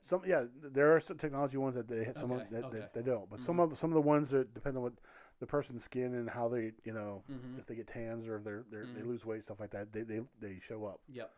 But these people who you're signing your life away, you're getting this thing pretty much for life. Mm-hmm. I understand that a lot of girls, especially in the late 90s, early 2000s, they get the tramp stamps. Mm-hmm. And now they're moms and, some of them even grandmas. And, they got, fuck me on the back of the top of their ass crack. Mm-hmm. Okay, I understand that. That's some girls get like flowers or some shit like that. It's make sure when you get the damn thing, you know what you're getting into. Mm-hmm. I've seen a girl, I forgot where it was. One of us got a text. No, that was Tetris. Okay. No, I'm joking. She got lick me where I pee above her, right above her crotchal region, her fupa, and then she totally got it removed, and now it looks so fucking horrible. It's like, dude, for one, okay, I'm one for whatever tattoo you want to get. You want to get a piece of pizza, fucking an inverted cross. I don't give a fuck. It's your body. You do what you want to do, but make sure that's what you want. Yeah, I think the way I look at it, this is why I still haven't got a tattoo. There's so many tattoos I've wanted to get, but I was so like, I might regret this. So I there's always that conscious. At least I had a conscious with it. Even when I was 18, I didn't want to be like spontaneously like, let's go get a tattoo when I was drunk or whatever. Like my wife did that with her brother, and she got a 4-leaf clover like on her butt or something that's like not that. so bad. And because she's Irish. Yeah. Which is cool, whatever. And she likes it, whatever. And I don't care. Like, again, teach your own, whatever you want to do. But I've had a lot of friends that I know that have gotten tattoos in weird places or whatever, and they've got things and they regret it, and they've gotten it removed for the same reason. The way I look at it, if it doesn't have a meaning behind it, and you can't put it somewhere where you can hide it from somebody unless you want it to show it, then this is all your fault and your problem, right? It's like if I get a tattoo, I want to at least have something that means it doesn't always have to have meaning, but I think most of the tattoos should have a meaning behind it. Like you should think about it before you just go get a tattoo, like you were saying, and you should put it somewhere where if you need to just hide it from someone, you can hide it. Like that's just the way I look at it. You know, if you have a sleeve, great. If that's what you want, great. But then don't regret like years on the road. Like I can't hide my sleeve. I can't get a job because of my sleeve. Well, those were your decisions you made. Yeah. Now you have to live with those decisions, right? Now more companies are being more accepting. Like you can have a sleeve, but you have to wear a long sleeve shirt to work, or whatever, so people can't see it. Cover it up a little bit with like a watch if it's, you have a wrist one or whatever. Yeah, and I think those are cool, whatever. But I think it's to me it's a personal choice, a personal decision, and you have to either live with those decisions and make what's it called, peace with it, or if not, then you're an idiot for getting it in the first place. But honestly, a lot of kids do it when they're immature and they're dumb. Yeah. Maybe the age of like tattoo should be 21 and not 18. Yeah. You know, maybe they should have people that are. Or are they still even that smart when they're 21 though? That's the problem too. That's true. I mean, they say your mind's not really developed to like adult for most people until they're 30, which is kind of crazy to me, but it's just the way it is. True. But but I mean, literally, I've seen these people with these tattoos. Okay, I'm gonna throw this out before we go even further with this. Never, ever, ever, ever. I don't care, even if it's your child. Don't get a fucking name on you. I don't care if it's your mom, your sister, your aunt that died. Don't get a fucking name on you. If you walked in, if you got a tattoo of a girl named, I don't know, Susie, and that was your daughter. What if you were dating a woman that's like, oh, who's Susie? I'm not gonna date you now because you have that. Or like you said, you know, you can't get a job with certain tattoos. I literally worked in fast food where I've seen this guy that came in. His name was Crazy Paul. And he was crazy because he was literally fucked in the head. He's like the epitome of jackass. If you gave him $5 and say, "Hey, go eat that fresh dog shit," he'd go do it. That kind of stuff. Or go baseball slide to that broken bottle that's right there and get all that glass on you. He'll do it. He walked into the restaurant with a gigantic "fuck you" on his fingers, tattooed on his. I'm like, I can't hire this guy. I mean, he sounds like a great guy. I mean, yeah, he's nuts and all, but I'd give him a chance, but I can't hire him if he's got "fuck you" on his fingers. You know, or like the one that I have on my head, I was going to get it on my throat. And then I was like, right before, like 10 minutes before I got it done, the lady called me in to do it. I'm like, you know what? I don't want it on my throat because I'm going to need a job one day, or a better job one day. Yeah. You know, if you're in a job or a position where you can wear whatever you want and have whatever tattoos you want, like musicians and stuff like that, you know, they can get away with the tattoos, that's fine. You know, get whatever the fuck you want. I've thought about this a couple of times, and maybe it's stupid or not, but I don't care what anyone thinks. You know, like you can get fake piercings, whatever. You can get fake tattoos now, whatever. Have you seen them? There's tattoos you can get now that last like a month to 3 months. Yeah, I've seen those. And you can put them on you, and they're expensive, but they give you an idea, like, would I actually want to live with this on me? And if you don't want it, you can remove it. It's not permanent, and you can get put somewhere else, and you get things designed the way you want it from an artist or whoever. To me, that's the way to go nowadays. Like, go somewhere. Like, hey, give them this option, put it on them, say if you like it, see if you get good feedback that other people like it. Honestly, it shouldn't even matter if other people like it. It should just matter if you like it. Right. And if you don't, then say, okay, well, I'm glad I didn't get that tattoo and I regret, like you're saying, on the neck or the face. Like, what is the trend with all these, like, rappers and all these people nowadays getting tattoos in their face, and you know they're going to regret it when they get older or whatever. And like, when they're old and wrinkled and they look weird, like, why do you have tattoos in your face, Grandpa, or whatever is going on? Like, why you got a grill? Yeah, why do you grill? Grills aren't even a thing anymore, I don't think. But yeah, Paul Wall, who is Paul Wall's No, it's kids? the. Why do you have all those grills? Oh, what do you call those? It's the diamonds on the teeth. Oh, not just the diamonds on the teeth. They actually have these. Implants. No, shut up. it's like a makeup. It's like nail polish, but for your teeth. You can have your teeth different colors for, I think it lasts for like a week or a week and a half, something like that. Oh, yeah. 2 weeks or something like that. And Tekashi it rubs 69. off. Yeah, so kind of like makeup for your teeth. It's like, the fuck? What? I don't get that. I've never got that. It's just like, well, why? Obviously, I'm not young-minded, and I'm not either, but with still. with pop culture and stuff. And I hang around a lot of people and talk to a lot of people that they keep me up with the slang terms and everything else. And I always say to people just to be funny, but I don't really mean it because I don't talk like that. Right, you used to. You don't, actually, you kind of do, but not to a point you don't. Well, I do and I don't. Like I say it to be funny between me and us, or do like with my friends, like. like older, younger kids generation said like cap and no cap. You know, God, I hate that one. don't you hate that one? So like when I talk to people and they'll say something to me like, "Oh, do you mean that?" I'll just send them a baseball cap emoji and they'll be like, "Fuck you!" Like, don't say that shit to me, like cap. The dabbing shit. Yeah, you know. But to me, I think it's funny because it gets a rise out of people because I like to joke and fuck with people like you do. So that's just my personality. But yes, like there is like things I don't understand. The tattoo thing is just one of those things I still haven't made a personal choice with, and like. The only way I would get tattoos on my kids or something on it was like in a design of something where like it might have been like a design, but it has their names in it, and like the design makes it like a logo or something cool.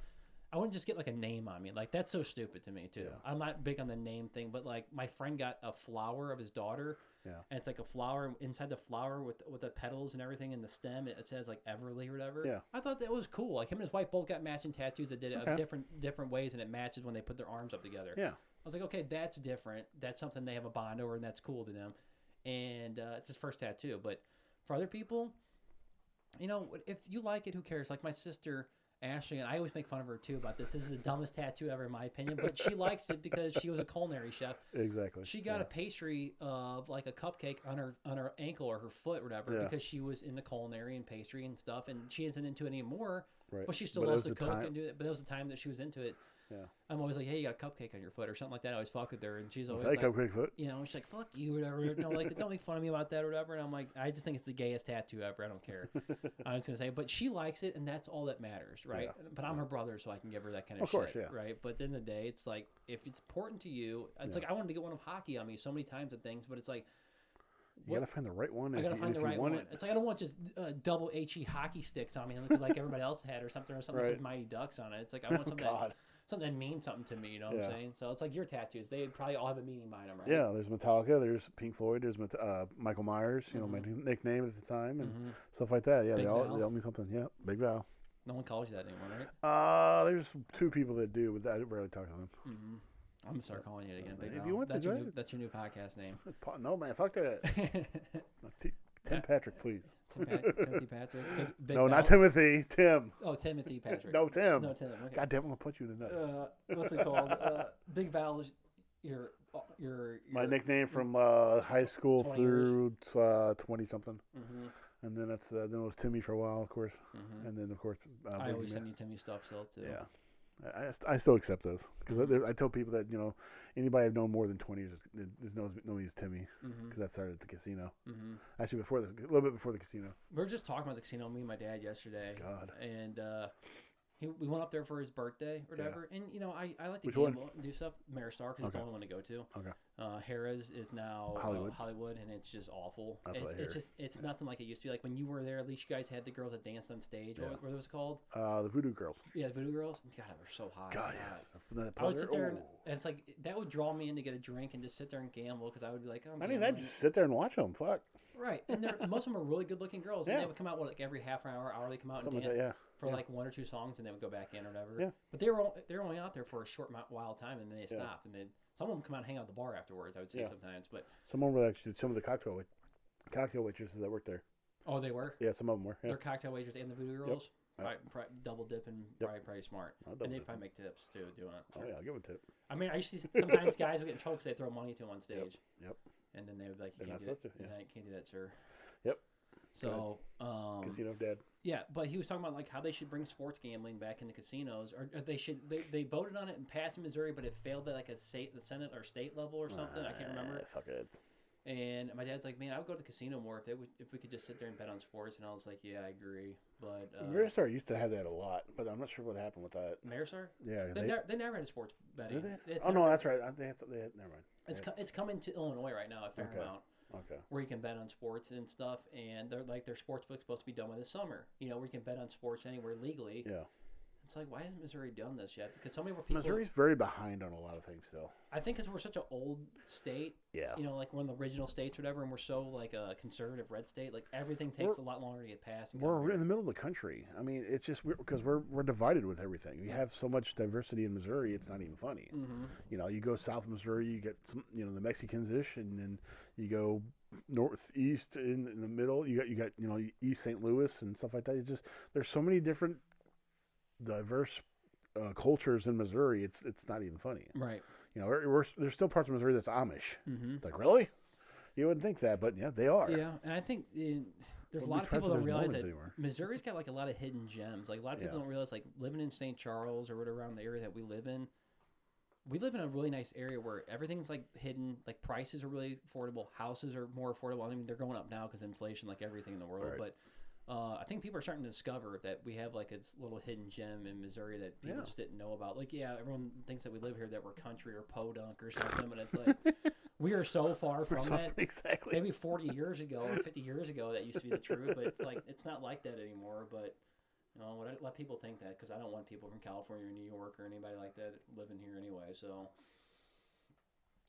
this is our state. We're taking it back. Damn right. Taking it back.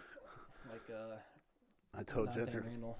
I told Jen earlier that you were on your way, or you were coming over, Mm-hmm. and you were gonna help me put my leg on. And she's like, "Did he wake you with a kiss too?" I said, "No, but he touched my butt." Mm-hmm. She said, "Better than your nuts." I answered back, "Is it?" So you wouldn't know. Exactly. Mm-hmm. You hear that, Jen? Make sure you listen and hear that. Yes. Sure. So that was topics I had today for a Yeah. podcast, man. It was a That's good a podcast. good show. Yeah, went by fast as usual. Everything we do. Every time we have It's a almost podcast, been like 2 hours. Shit. it's been over. almost. It's been over 2 hours I actually. says that more. 2 hours and 30 minutes. So far. Hey, that's the best show ever. Best show ever. Yeah, it's weird, man. It's like I have so much to talk about, and there's so many more topics I'd like to talk about. We can't fill it all in one podcast. Right. You know what I'm saying? People will be bored after the fifth hour. You got to save it for the next one. But I think we had some good topics today, and I think so too. that I'm looking forward to the next one. Always look forward to the next one. All right. Well, if you guys enjoyed our podcast, make sure you follow us on YouTube, subscribe to us, and Give us a like and subscribe. make sure you leave comments below on things maybe you want to hear about. Follow us on our no socials that we ever look at or look. That we don't look at.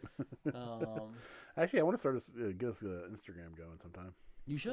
I think. You should do it, Put because like clips of the show in it. you should do You're gonna that. send them to me. I'm down to do that. All right. I'm down. All right, guys. Well, until the next time, we'll see you Laters. later.